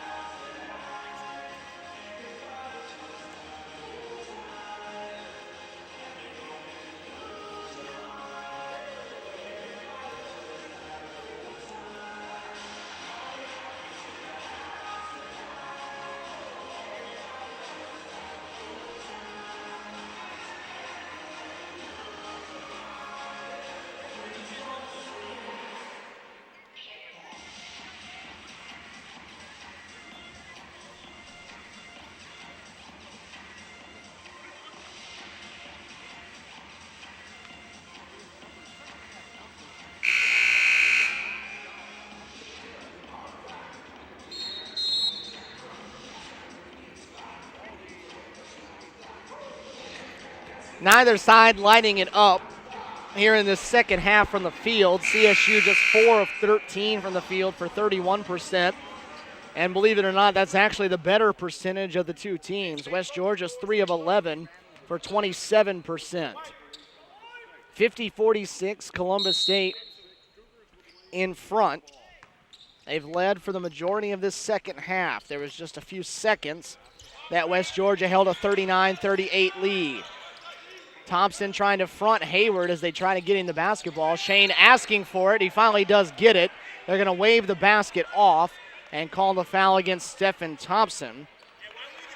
This is where Thompson has his trouble, though. He's 6'4", so he's a little bit limited height-wise. A guy like Shane Hayward, 6'6", has a couple of inches on him, and that causes him some problems as CSU with an unforced error. The pass from Manning, too wide for Turner, and goes into the backcourt and out of bounds. So both sides getting sloppy with their passing. CSU's turned it over 11 times. 16 turnovers for West Georgia have turned into 17 CSU points. Godfrey's going to drive, has his shot blocked by Hayward, who got another one. The save inbounds a couple of times, ends up on the floor, and Thompson scrambles to get a timeout for West Georgia. So with 12:01 to go, West Georgia ends up with a timeout. Shane Hayward now with 3 blocks as he gets another one, as Shane is playing very well down the stretch here for CSU. 50-46 where it stands. Another check of things in the first half from Americus. Jonathan Norton's bunch putting a run together, and they surged in front 22-18 in front of Fort Valley State. They defeated Fort Valley State 81-69 the first time they met. That was the regular season opener for the Lady Cougars. They're perfect 3-0. First time they've been 3-0 in a couple of years.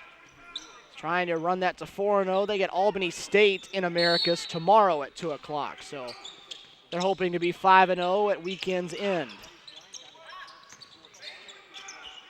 15 on the shot clock for West Georgia with it now as we roll under 12 minutes to go. That one deflected away into the hands of Cochran, down to 7 now. Godfrey drives, dishes. Brown, he'll drive, lost it, and it's turned over. They were down to 2 on the shot clock, and it's a turnover.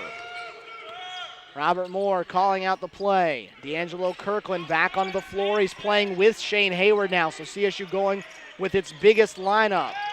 BJ Battle cut off, finds Funderburk. He'll drive on the baseline, has his shot blocked, but a foul coming up, waves the shot off anyway, as the foul goes on Sean Boston. And for Boston, that's just his first. That's a rarity in this ball game. 50-46 our score, the under 12 media timeout. 11:27 to play, Columbus State leading West Georgia by 4.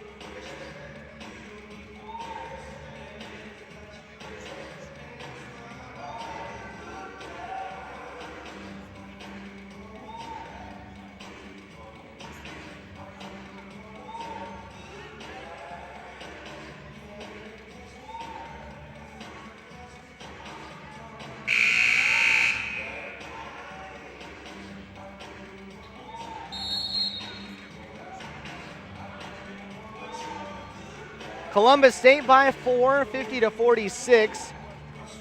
They lead West Georgia, 11:27 to play in this one.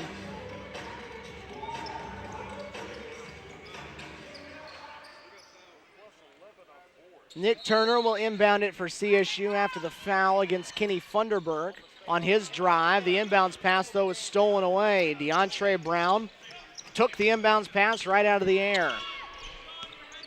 12th turnover now against the Cougars. 50-46, CSU up by 4. They swing it cross court, the kick out. Brown didn't want the shot. Gets it again, decides to pass, gives it to Cochran, who airballed it short. Wasn't even close. West Georgia shot the 3 ball pretty well, but not on that time. So CSU will get it back. Levon Gray will return to the floor. We'll see how long he can last. He picked up his 4th foul just 16 seconds into this half. He's played less than 5 minutes for the game. He's back in there, as is Phillip Flowers. CSU's put Derek Spear out there as Funderburk missed his shot. The follow doesn't go down, and who is this foul against? Foul goes against DeAndre Brown. It's his 2nd. And Kenny Funderburk will head back to the free throw line. Kenny's done a great job this season of getting to the line 21 times in the 3 games he's played this season. Today, these are his 7th and 8th free throws. He's just 4 of 7, though, today, as Thomas Higginbotham comes back in place of DeAndre Brown. R.J. Sessions comes in for CSU in favor of B.J. Battle. Kenny rattles the 2nd one home. He's got 12. 6 of that coming here in this first 9 minutes and change of the second half. Gray posting up on Hayward, kicks it out. Boston from straight on. 2-point game now. Sean Boston with 5 all in this half. That was the 8th 3-point make of the game for West Georgia. 51-49. Underneath, Hayward has his shot blocked by Boston. They went right at Levon Gray, and he backed away. The shot is good for Boston on the other end, and we're tied. In that exchange, coming back down the floor, Robert Moore was a split second from a technical foul. The ref put the whistle in his mouth and then backed out of it. And an offensive foul coming up against Derek Spear of CSU for pushing off with the offhand.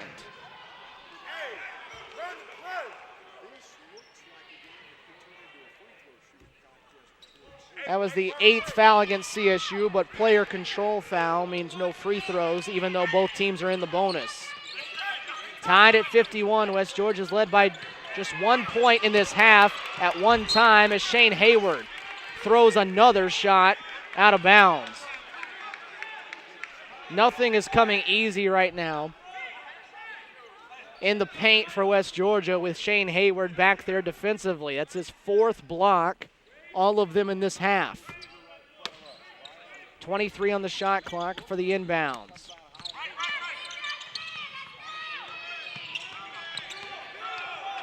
Tied at 51. The last time West Georgia led, 39-38 after the opening possessions of this second half. Gray gets a touch, working on Hayward, and lost his dribble. The ball's loose. They hit the floor for it. Godfrey has it. He'll pull up with the shot clock expiring, and he airballed. They're going to wave the shot off. Say shot clock sounded before the shot went up, and a shot clock violation, an 18th turnover on West Georgia. That was close, but it did look like it was just a second too late. So CSU hasn't relinquished the lead just yet. 9-10 left to play now. Kirkland will pull up over Boston. Too strong, rebound Higginbotham. The point guard will push it the other way. Godfrey in transition, rattled out. Rebound for Flowers, out to Higginbotham, and they'll reset it. Offensive rebound there for West Georgia is their 15th. Godfrey kicks to the corner, up Flowers 3, and West Georgia is in front. Flowers with his 4th from downtown, and it's 54-51. West Georgia in front by 3 now. 8-1 run for the Wolves. RJ for the tie, back rim. Godfrey the long board.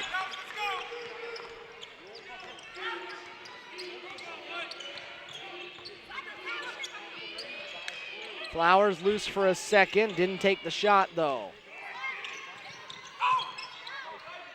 Layup not there for Gray, and he has to back away on the rebound with 4 fouls. Funderburk in rhythm, bottom. Kenny Funderburk with the 3, his second, and we're tied at 54, and it's game on with 8 minutes to go. Intensity picking up, energy level picking up. Higginbotham thought about it and decided better of it. Boston hits the floor to save the pass, and Godfrey has it rejected by R.J. Sessions. Flowers wide open on the opposite side, and he's got another one. Phillip Flowers with his 5th from downtown. Spear to the rim, basket, count it, and he'll have a chance to tie it. When there's not being fouls called, and we can have a little fun here in the Lumpkin Center. And now with 7:22 to go, we've got a media timeout. CSU with a chance to tie after the break. 57-56, West Georgia up by 1.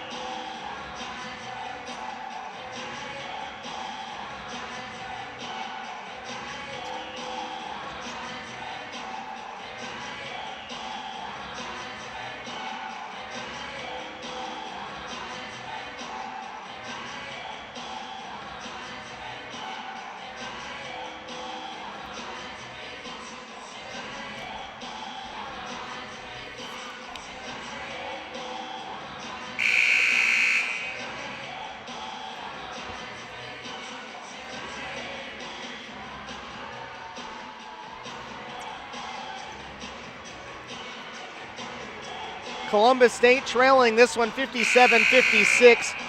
They'll play again coming up on the 2nd of December. That'll be on Monday. They'll be in Fort Valley to take on Fort Valley State. The next time we're here is next Saturday, a week from today. 12-2 men's and women's doubleheader. The men will actually play first, as these Cougars will take on Point University before Jonathan Norton's Lady Cougars take on Selma in the follow-up as Derek Spear misses the free throw. Those games next Saturday here on Cougar Sports TV come your way at 12-2. Foul and the basket. Not quite sure how they can count that basket.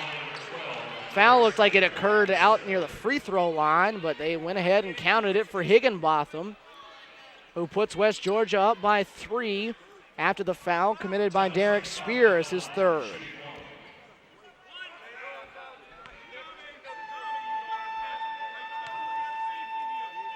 So Higginbotham at the line, knocks the free throw in.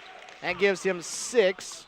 That's doubling up his average for the season, as Boston will sit down for the Wolves, and Stephen Thompson, who's been quiet in this second half after 13 and half one. He has just 3 here in the second. He's back on the floor though. 60-56, West Georgia by 4. Their largest lead is 6. Hayward wanting to go right at Gray. Gave it up after the double team, and it's stolen.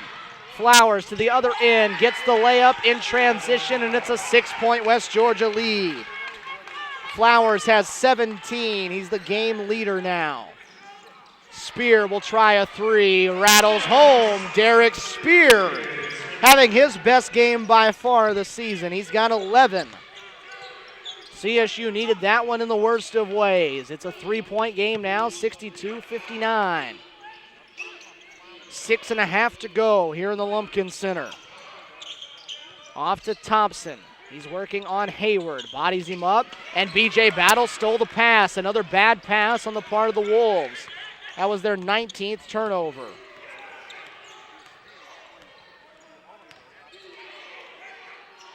So CSU a chance to pull within 1 or tie with 6 minutes to go.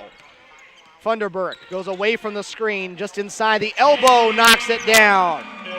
Kenny Funderburk with 17, and it's a 1-point game. Back and forth, the two sides go, 62-61. Flowers off the screen, the follow-away goes down, and Flowers feeling it. He has 19 now, 10 of them here in the second half. Most of them coming here in the last 4 minutes. Back to a three-point game now, 64-61. Hayward gets the touch. This time they don't double. He goes right around Gray on the pump fake, and Shane Hayward with the slam. Gray, playing with 4 fouls, just has to let him go once he got by. CSU needs a stop on this end now. Trailing by 1. They switch off the screen. Funderburk guarding Higginbotham now. And a holding foul coming up against BJ Battle. That's his 3rd and the 10th against CSU, which means this is the double bonus coming up for Ryan Godfrey. The guy doesn't get to the line very often, but when he does, he usually makes it count. He's 6 of 7 from the free throw line for the season.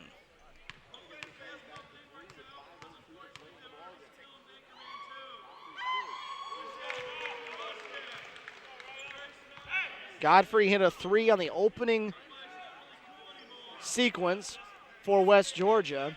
Since that moment, this was his first point. He was scoreless from that point on. Knocks both of those down, though. He's got 5. And now DeAndre Brown is in favor of Higginbotham. So seesaw in the last few possessions between 3 and 1. The lead for West Georgia. Under 5 to go now. Cougars trying to get to 3 and 1. West Georgia trying to stay undefeated. Came into the day 5-0 as Funderburk gets the screen from Kirkland. He's going to split it, give it off to D'Angelo, and he'll dunk it home. That play all set up by Funderburk. He got the screen from Kirkland and then ran the pick and roll to perfection. And now D'Angelo has a steal, but they're going to say he was standing on the sideline before he got it. D'Angelo and Shane Hayward, the two big guys playing in the game at the same time right now, having very good second halves. D'Angelo has 9 points, Shane with 4, but he also has 4 blocks in this half. 65-66, West Georgia in front. Flowers for another one. Rebound tipped out off the hands of Stephen Thompson. So it'll go to CSU. One of the few times Flowers has missed from downtown today. He has 5 of them. CSU a chance for the lead now. 4:15 to go.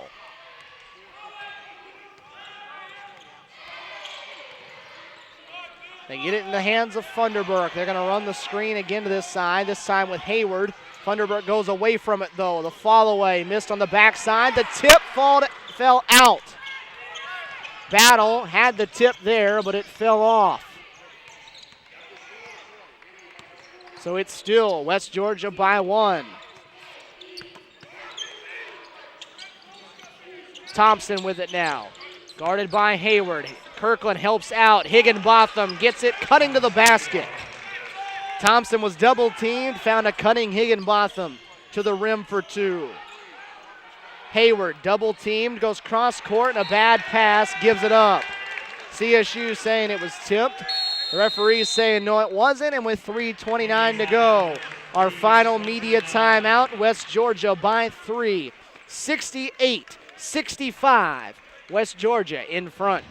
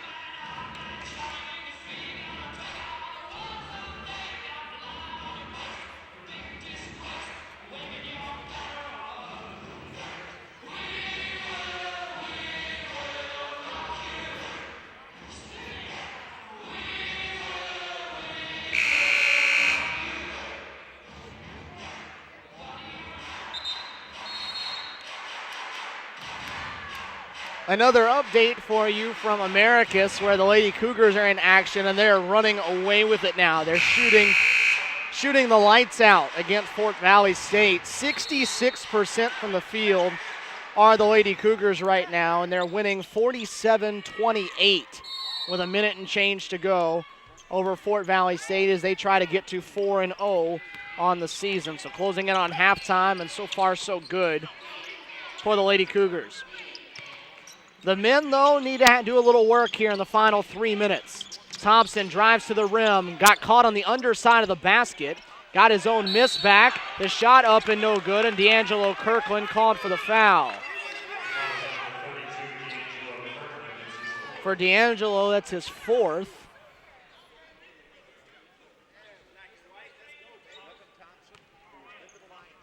So Stephen Thompson will head to the free throw line. He's 6 of 10 from there today, 16 points, 18 rebounds for the junior.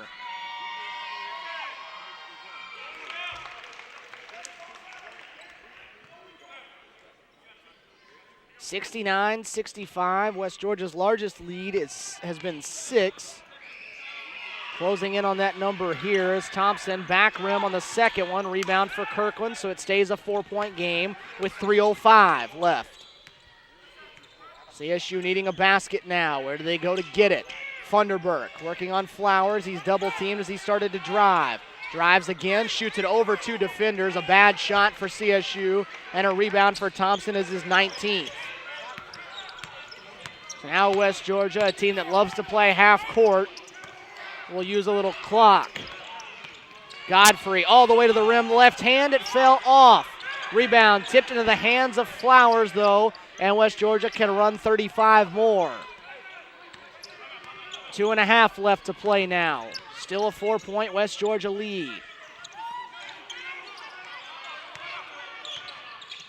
Higginbotham has it tipped away. He goes to go get it right in front of Scott Miller and the radio crew. Crashes into the table, but it'll stay with West Georgia with 17.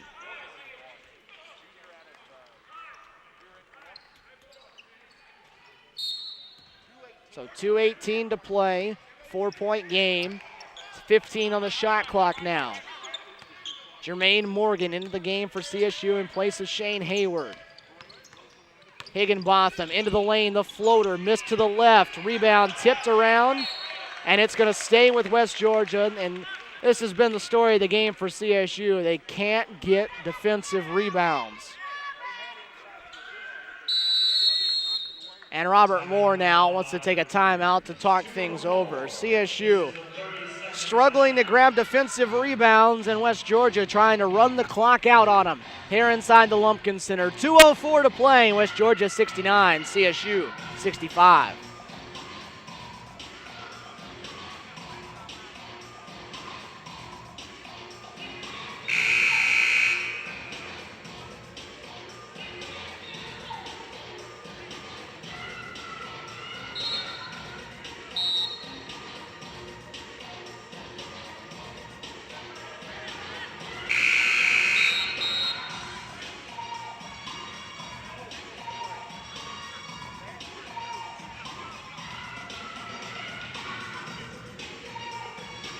Down to 2 minutes and 4 seconds. Columbus State in need of a run here to get back in front. They trail it by 4, a fresh 35 for West Georgia now.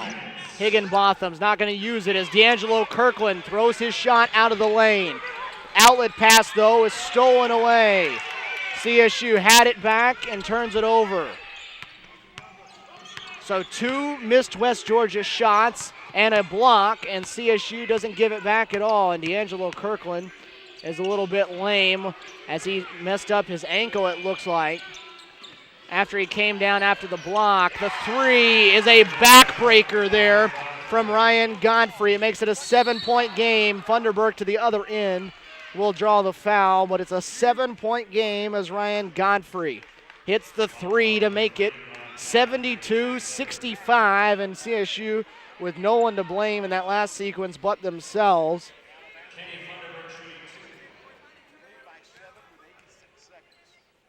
As Funderburk heads to the free throw line. Kinney closing in on another 20-point night.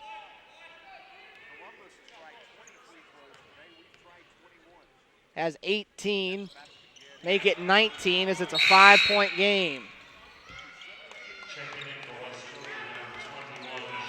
Sean Boston in, Levon Gray out as CSU goes to the full court press. 1:26 to go, 5-point game. 72-67. Can CSU force a turnover? They just about get one. It'll stay with West Georgia after it was knocked out of the hands of Boston. 72-67, 1:23 to go now. Godfrey will trigger the inbounds. He gets it into Higginbotham. There's a man wide open. Can they get it to him? Flowers juggled it for a second. Drops it off now for Thompson. Thompson missed the easy one. And then D'Angelo Kirkland is fouled. Number one, there was no need for West Georgia to rush into a shot. And number two, they missed it. Number three, they committed a foul. So 3 problems there on that possession for West Georgia. And with 1:13 to go, Columbus State will walk to the other end where D'Angelo Kirkland, who has not been a very good free throw shooter this season, will have 2 shots.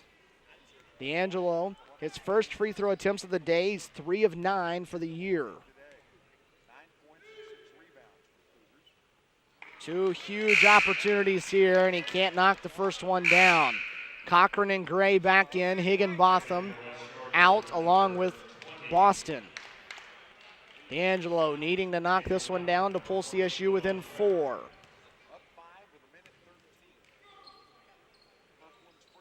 Second one goes down. D'Angelo in double figures. He has 10, and Robert Moore is going to take another 30-second timeout. 72-68, West Georgia in front.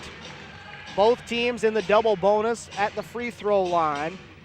And Columbus State in need of a defensive stop here. 1:13 showing, so West Georgia, should they choose to use the entire shot clock, could push this one down around 40 seconds by the time CSU gets it back.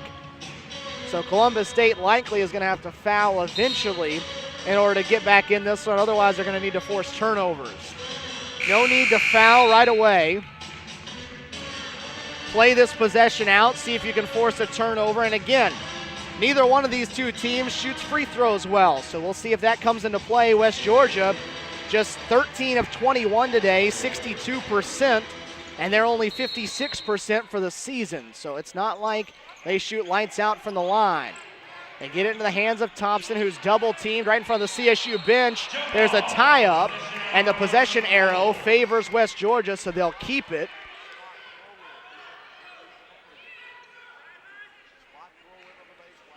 But the alternate possession arrow now will change. So now the next time it happens, CSU will have that possession arrow. Godfrey to inbounds it now. He can't move, and he's right in front of that CSU bench. Tough spot to get the inbounds in. Finds Cochran. He's double-teamed. Funderburk knocks it away from him. It's loose on the floor, and there's the tie-up. So they get back-to-back tie-ups, and CSU gets it back. That was why the prior one was so important. All you needed to do was get another one, and then it paid off. So in a 4-point game, 1:02 to go, CSU with the basketball now. Gray comes back in, Thompson comes back in. Cochran sits down, as does Flowers. CSU trailing by 4. They got the turnover they needed. Now it's time to get a basket off of it. You don't want to use too much clock to do so. Kirkland backing down Thompson. The shot up, doesn't go down, but Thompson commits the foul. That would have been humongous for CSU, and that one fallen. But instead, D'Angelo Kirkland will have to go to the line where he'll try to earn the 2 points the hard way. 55 seconds exactly left to play. 4-point game. Kirkland looks good on that free throw. Give him 11. D'Angelo with a new season high this afternoon. 11 points, 6 rebounds. 1 possession game. Second one falls in. Down to a 2-point game, and you don't have to foul. Back to the full court press, though. They double team Boston, and they're going to say a foul committed by CSU, trying to double team Sean Boston. Ryan Godfrey hit the floor next to the CSU bench, and he's a little shaken up, trying to walk it off. Foul went on Jermaine Morgan. It's his fourth. Double bonus time, though, as Boston will walk to the opposite end where he will shoot 2 free throws. Boston for the season, 13 of 19 from the line, 68%. Needs them both to make this a 2-possession game. 52.4 showing on the clock. Doesn't make the first one, wasn't close, missed it wide left. So regardless of what happens, it's going to be a 1-possession game after this shot.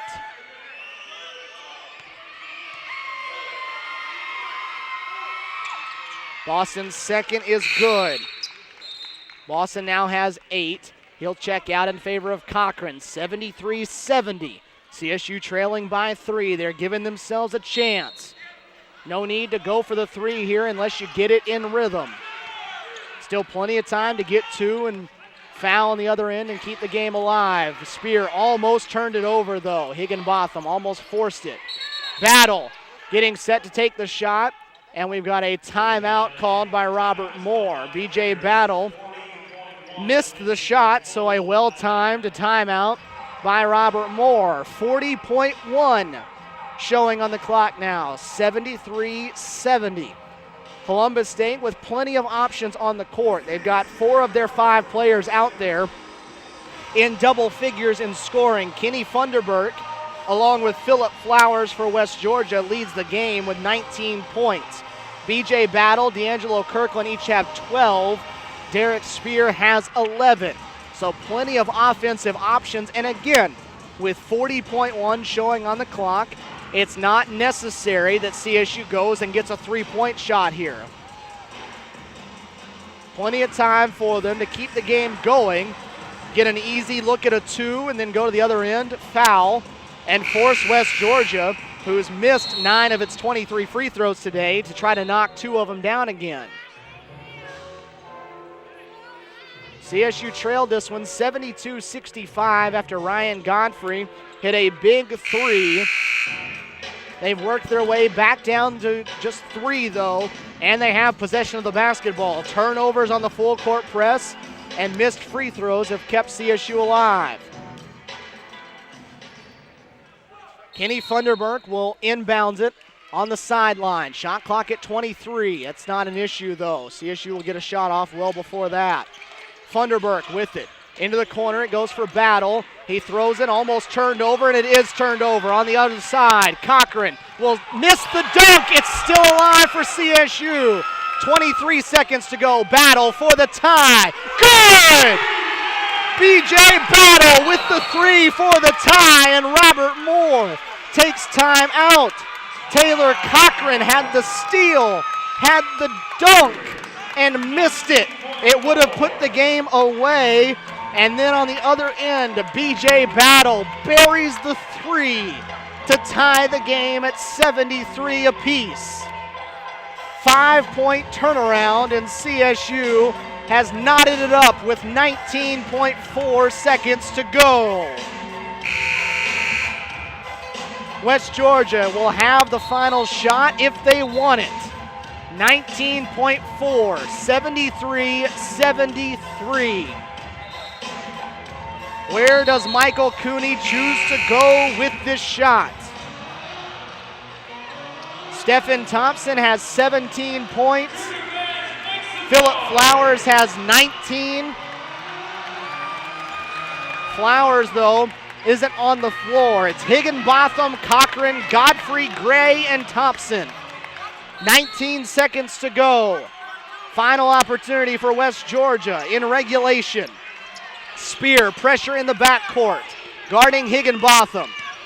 Down to 11, off to Godfrey, off to Higginbotham, 8, 7, Higginbotham off a screen. Funderburk picks him up. Cochran with 3. The shot for the win. Not good. The tip no good. And let's play 5 more minutes.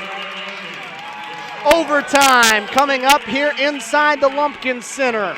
The final shot went to Taylor Cochran. Had just 2 points in this game. Averages just 5 per game. But he got the final shot. And the junior out of Fayetteville, Arkansas, couldn't get it to fall. So they'll put 5 more minutes on the clock, and we'll try again. BJ Battle with the biggest shot of the ball game for CSU. CSU had it, trailing 73-70, turned it over. Taylor Cochran on the run out for West Georgia after the turnover had a wide open slam dunk that could have put this game all but away. He missed the one-handed dunk. It bounced out. CSU got the rebound, walked to the other end, and BJ Battle hit a 3 from near NBA range on the right wing and forced this one into overtime after Taylor Cochran missed the shot with 2 seconds to go. There was actually a tip up as well. Not sure who got a hand on it to tip it up, but the tip had an opportunity. It didn't go down, and CSU has forced overtime. Funderburk, Battle, Spear, Morgan, and Kirkland. The 5 on the floor for CSU. Gray, Higginbotham, Godfrey, Thompson, and Flowers for West Georgia. At what point do fouls become a factor now? D'Angelo Kirkland has 4. Levon Gray has 4. Jermaine Morgan with 4 as well. All of those guys on the floor as BJ Battle runs down the opening tip, and CSU has the first possession in overtime.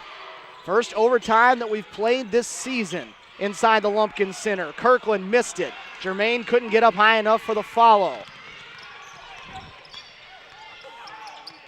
Godfrey thought about it, picked up by Spear. Flowers calling for it in the corner. They didn't get it to him quick enough.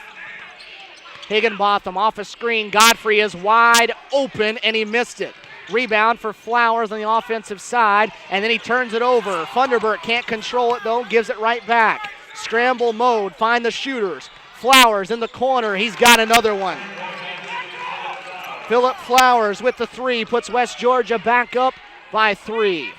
BJ Battle, who hit the 3 to tie it, has 2 more. BJ Battle with 2 makes it a 1-point game, 76-75. BJ has 17 now. Higginbotham around Kirkland, missed the shot. Rebound tapped in the hands of Spear. They outlet it up for Battle, too high, and it's turned over. Bad decision by Derek Spear that time. 3:40 to go, CSU with its 19th turnover.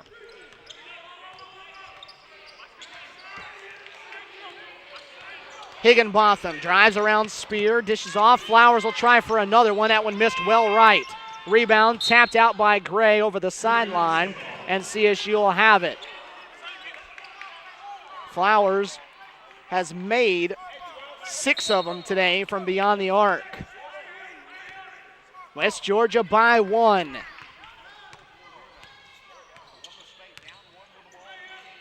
(76-75), 3:15 to go in overtime.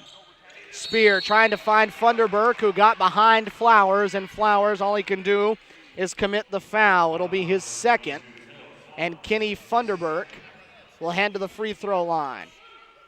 Kenny a chance here at the line to have his 3rd consecutive 20-point outing. Free throw up and good. Kenny 8 of 11 from the line today, 20 points now. 3 consecutive games for the junior from Charlotte. 21 and a CSU lead now, 77-76, 4 in a row for the Cougars. CSU with pressure again in the backcourt. It caused issues for West Georgia late in regulation.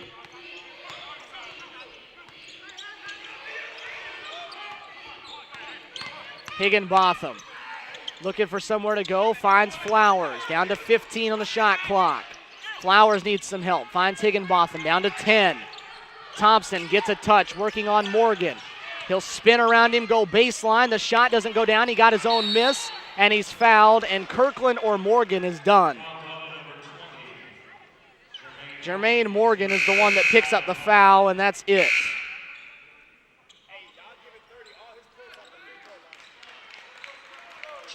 So Jermaine Morgan is fouled out. Just 2 points for him, but he played good minutes down the stretch defensively.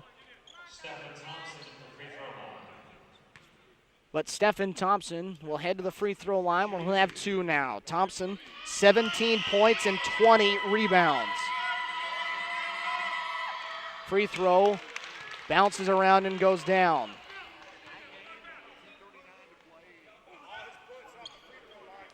CSU 18-2 over their last 20 games in overtime. They've been good in extra frames in their last 20 tries. Second one didn't go down. We're tied at 77 halfway through overtime. 2.5 minutes to go. Shane Hayward, the one that checked in place of Jermaine Morgan after fouling out. BJ Battle for 3, missed to the right. That one would have brought the house down. Higginbotham now, looking for somewhere to deliver it to. Spear guarding him. Tied at 77 overtime here in Columbus, Georgia. Undefeated West Georgia and CSU at 2-1. That one deflected by Battle, goes out of bounds. 2:01 left, 14 on the shot clock.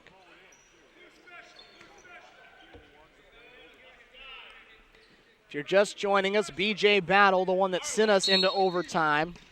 A 3-point basket with 19 seconds to go, tying the game at 73. Higginbotham into the lane, the floater off the back rim, rebound tapped around, Kirkland gets it. Every rebound so important, extra importance here in overtime. Spear with the basketball, working on Higginbotham, picks up his dribble, finds Kirkland. He'll go off the dribble, drive into the lane, the shot up, no good, and I believe LaVon Gray is done. LaVon Gray picks up the blocking foul. That'll be his 5th. It's been a tough afternoon for the senior from California. Came in averaging 9 points and 7 rebounds a game. He was scoreless this afternoon. Foul trouble limited him all afternoon. Played 4 minutes in the first half, 15 in regulation, and he played the first 3 here of overtime. They'll send Sean Boston in place of Gray, who fouls out with 0. D'Angelo Kirkland to the free throw line. Kirkland with 12 points in the game. This is the spot that he needs to work on. Knocks it down calmly, though. D'Angelo now with 13 points, 8 rebounds, closing in on a double-double. CSU back in front, and D'Angelo has now made 5 in a row from the charity stripe.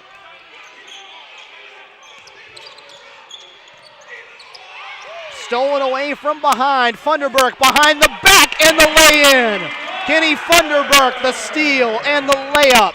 81-77. Funderburk adds 2 more. Underneath, they swing it. Godfrey thought about it, drives, dishes, into the corner, Flowers. They're going to say he was standing out of bounds. 1:07 to go. And CSU leads at 81-77 as West Georgia takes timeout. D'Angelo Kirkland steps to the free throw line, knocks down 2 free throws calmly. He had struggled in that department this season. And then with the full court press again, CSU comes away with a steal.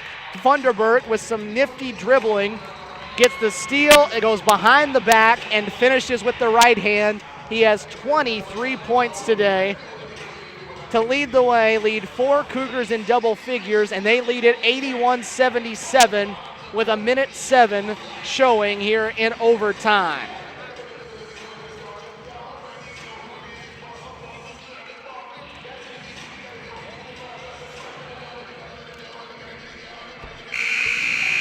Columbus State trailed this one 76-73 after Phillip Flowers hit a three to start overtime.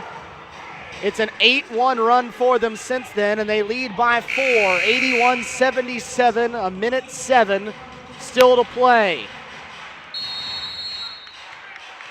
Out of the timeout, CSU with the basketball. Spear, Battle, Funderburk, Kirkland, and RJ Sessions out there as CSU has to rush to get it in. West Georgia looks like they're going to play defense, although they're pressuring in the backcourt as the pass was tipped out of bounds by West Georgia, so it will stay with Columbus State. 1:01 showing, 29 on the shot clock. They get it into the hands of Kenny Funderburk. CSU is going to milk this clock for everything it's worth. Spear being guarded by Higginbotham. Down to 50. 15 now showing on the shot clock. Gets a screen from Kirkland. Spear hemmed up, gives it off to Battle, down to 8. Off to Spear, they got to go with it now. Derrick drives, the runner off the glass, not there. Rebound tapped around, and a foul coming up against CSU, and I believe it was D'Angelo Kirkland, and that's his 5th.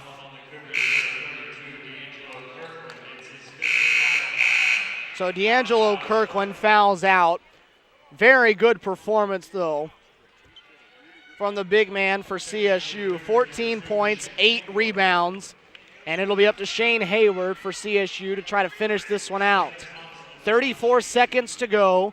81-77, CSU by 4. Stephen Thompson to the free throw line, where he's 8 for 14 today. Free throw short. West Georgia now 15 of 26 from the line. Thompson's second is good. It's a 3-point game, 1-possession game now. West Georgia has to foul, though, at some point. Shot clock is off. I would imagine as soon as it gets across midcourt, they'll commit the foul, and Godfrey does. Derrick Spear is going to step to the free throw line. Derrick didn't play yesterday at all. He's been sick all week. Came in late in the first half in this one, and he has played pretty much the whole way from the second half on. Spear misses the first, though, of 2. That was his first free throw of the season. Brandon Dawson in for defensive purposes for CSU. Derrick Spear with 25.7 seconds left, a chance to make this a 2-possession game. Second one good. Derrick with 12. 4-point game, though. West Georgia is going to have to hurry it across. Higginbotham picked up his dribble, and a timeout, West Georgia. Higginbotham picked up his dribble in a bad spot, and it turns into a timeout for the Wolves. 82-78. If you're CSU, you've got to play defense without fouling here. 4-point game, there's no 4-point shot. So there's no way West Georgia can tie it on this possession without CSU committing a foul. So you'll play defense, allow them to score if that's what happens, and then you've got to get the ball inbounds and in the hands of a good free throw shooter. CSU trying to hand West Georgia its first loss in 6 tries this season. They've lost to them 4 times in the last 3 years, trying to snap that right here. Higginbotham along with Godfrey, Boston, Flowers, and Thompson on the floor. 4-point lead for CSU, 17.8 to go. Higginbotham with it. They've got to hurry. Flowers will step up. The long 2 doesn't go down. The rebound into the hands of Derrick Spear, and they have to foul. They'll foul Spear with 7.7 to go. And it appears CSU is going to pick up a huge victory on its home floor.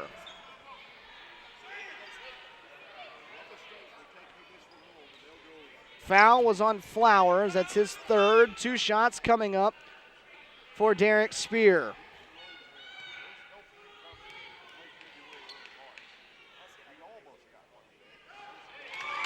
Derek calmly knocks the first down. 13 for the junior. Second one doesn't go down. It's a 5-point game. 3 in the corner for Flowers, not there. Rebound, Hayward, ball game. 83-78. CSU wins it by 5.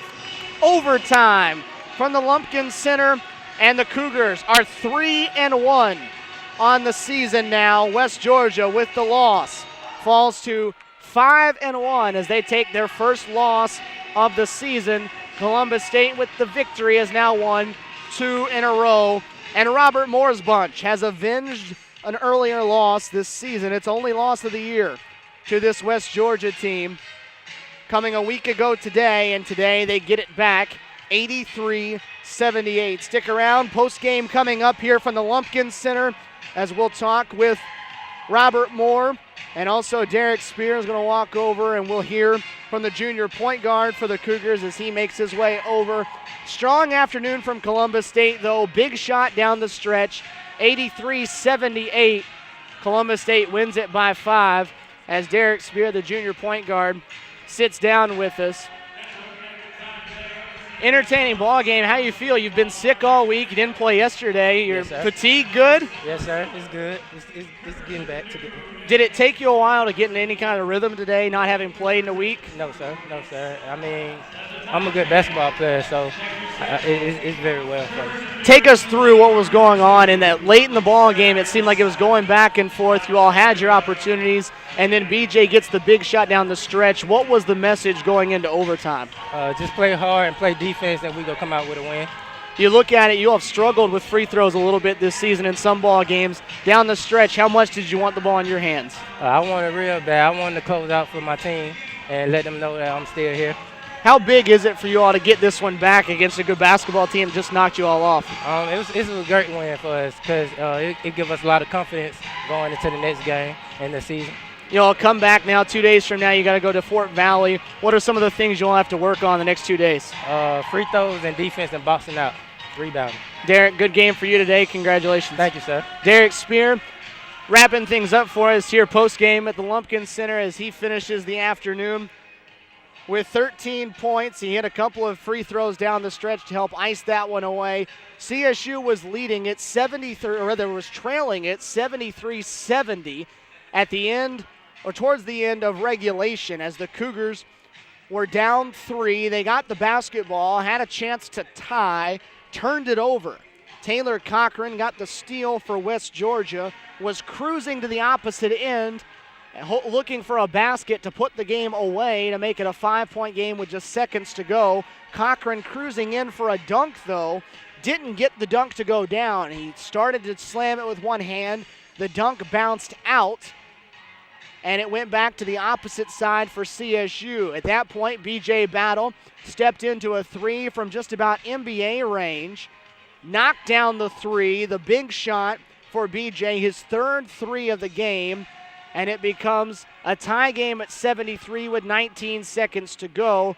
West Georgia got a couple of looks at the basket in the final seconds, didn't get the shot to go down, and we went to overtime. After West Georgia went ahead by 3 off the opening possession on a Phillip Flowers 3, CSU went on an 8-1 run, pulled out in front, and made enough free throws down the stretch that they were able to pick up the victory, improving to 3-1 on the season with the 83-78 victory over West Georgia here in overtime. Your final scoring numbers look like this. Kenny Funderburk, surprise, surprise, leads CSU in scoring for the third consecutive game as he finishes with 23 points today on 6 of 14 shooting, 9 of 12 from the free throw line. He played 40 minutes. Nobody else played more than 31, but Funderburk has become this team's best player, and he ends up with 23 points, his third consecutive outing with 20-plus, and he leads 4 Cougars in double figures. BJ Battle gets 17, including the big 3 that tied the game up. D'Angelo Kirkland with by far his best game in a Columbus State uniform, 14 points and 8 rebounds for the junior out of Pensacola, Florida. 13 for Derek Spear, 5 of 7 for him from the field in 24 minutes of action when he hadn't played in a week after sitting out yesterday's game and has been sick and off the floor, held out of play, but played huge roles today, and we'll talk to Robert Moore about that in just a few moments. 6 points for R.J. Sessions, all from the free throw line, 4 apiece for Brandon Dawson and for Shane Hayward, who had his presence felt on the defensive end of the floor as he had 4 blocks. Opposite side, Phillip Flowers had 22 points, 6 of 10 for him from the three-point line. The big day, though, belonged to Stephen Thompson. 19 points, 21 rebounds, including 9 offensive rebounds. He'd like to have a few of the free throws back that he missed, though. He was 9 of 16 from the free throw line. 8 points apiece for Higginbotham and Godfrey. Also 8 for Boston and Zach Tallene. Finished with 9 on 3 of 4 shooting from beyond the arc. CSU shoots 44% for the game as opposed to 37% for West Georgia. West Georgia went 1 for 8 from the field in overtime. They hit their first one and then didn't make any more after that down the stretch. CSU goes 7 of 17 from beyond the arc, 41% for the Cougars there. West Georgia knocked down 12 from distance, 12 of 22, 55% from outside. CSU not a particularly great shooting team from the free throw line over the course of the season so far, but today, 24 of 33, 73%. And that was a big key for them down the stretch, knocking down free throws. West Georgia was just 59%, sticking to right about their season average. They were 56% coming into the game, 59% today, 16 of 27, including misses down the stretch that could have kept them alive and potentially won them the game in regulation. CSU crushed in the rebounding department, 49-37. West Georgia got 21 offensive rebounds. So we talked about it in pregame, and we'll talk about it with Robert Moore in a second. Rebounds were an issue in Carrollton, and they're even more of an issue here tonight, as it's 21 points or 21 rebounds offensively for West Georgia. Turnovers, CSU won that battle, 23-19.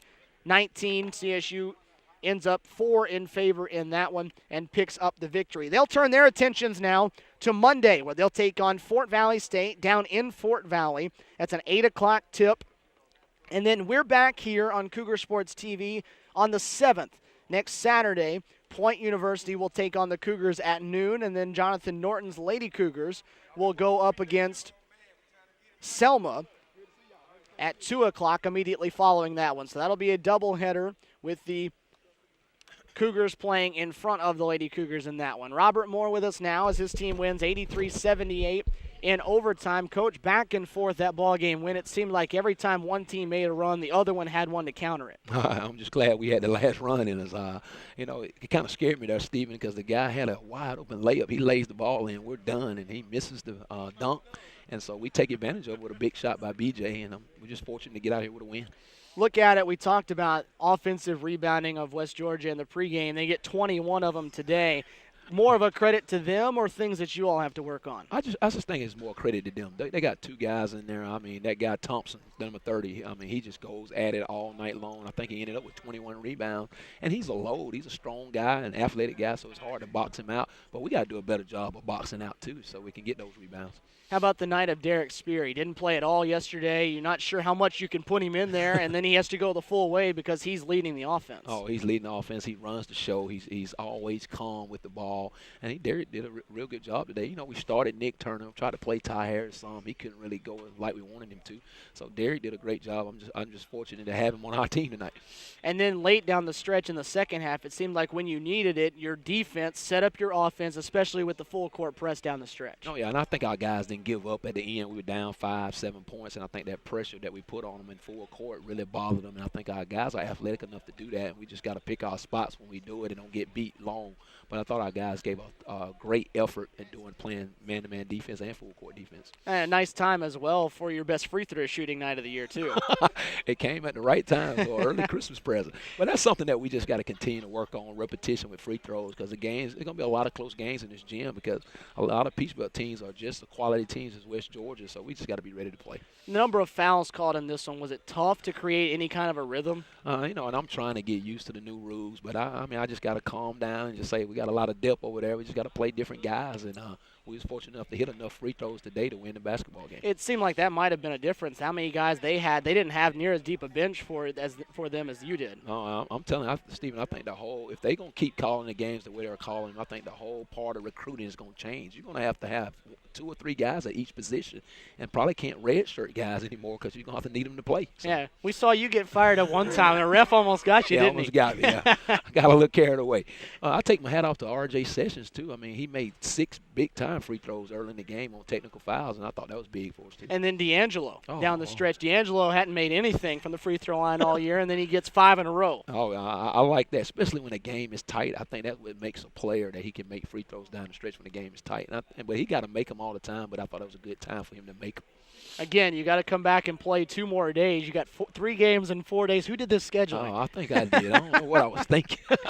But the Fort Valley game was originally scheduled for Tuesday, and they moved to Monday because of final exam. So we just got to get a little rest tomorrow and just be ready to play on Monday night. What's Fort Valley look like? More big, strong, athletic. They got a couple 6'9", 6'10" kids in the post, but they don't move as well.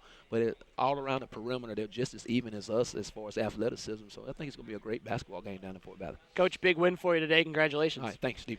Coach Robert Moore, as we wrap things up here from the Lumpkin Center, his team wins at 83-78 in overtime over West Georgia, and they're now 3-1 on the season. We're back with you a week from today, noon, the start time, as Robert Moore's Cougars will take on Point University. The Lady Cougars will play at 2 o'clock against Selma in the nightcap of that doubleheader. So we're looking forward to seeing you then. We'll take the air just before noon. So we'll wrap things up with that here from the Lumpkin Center on this Saturday afternoon. For everyone here at Columbus State University and Cougar Sports TV, your final score, 83-78. CSU wins it. This is Stephen Williams saying so long from Columbus, Georgia.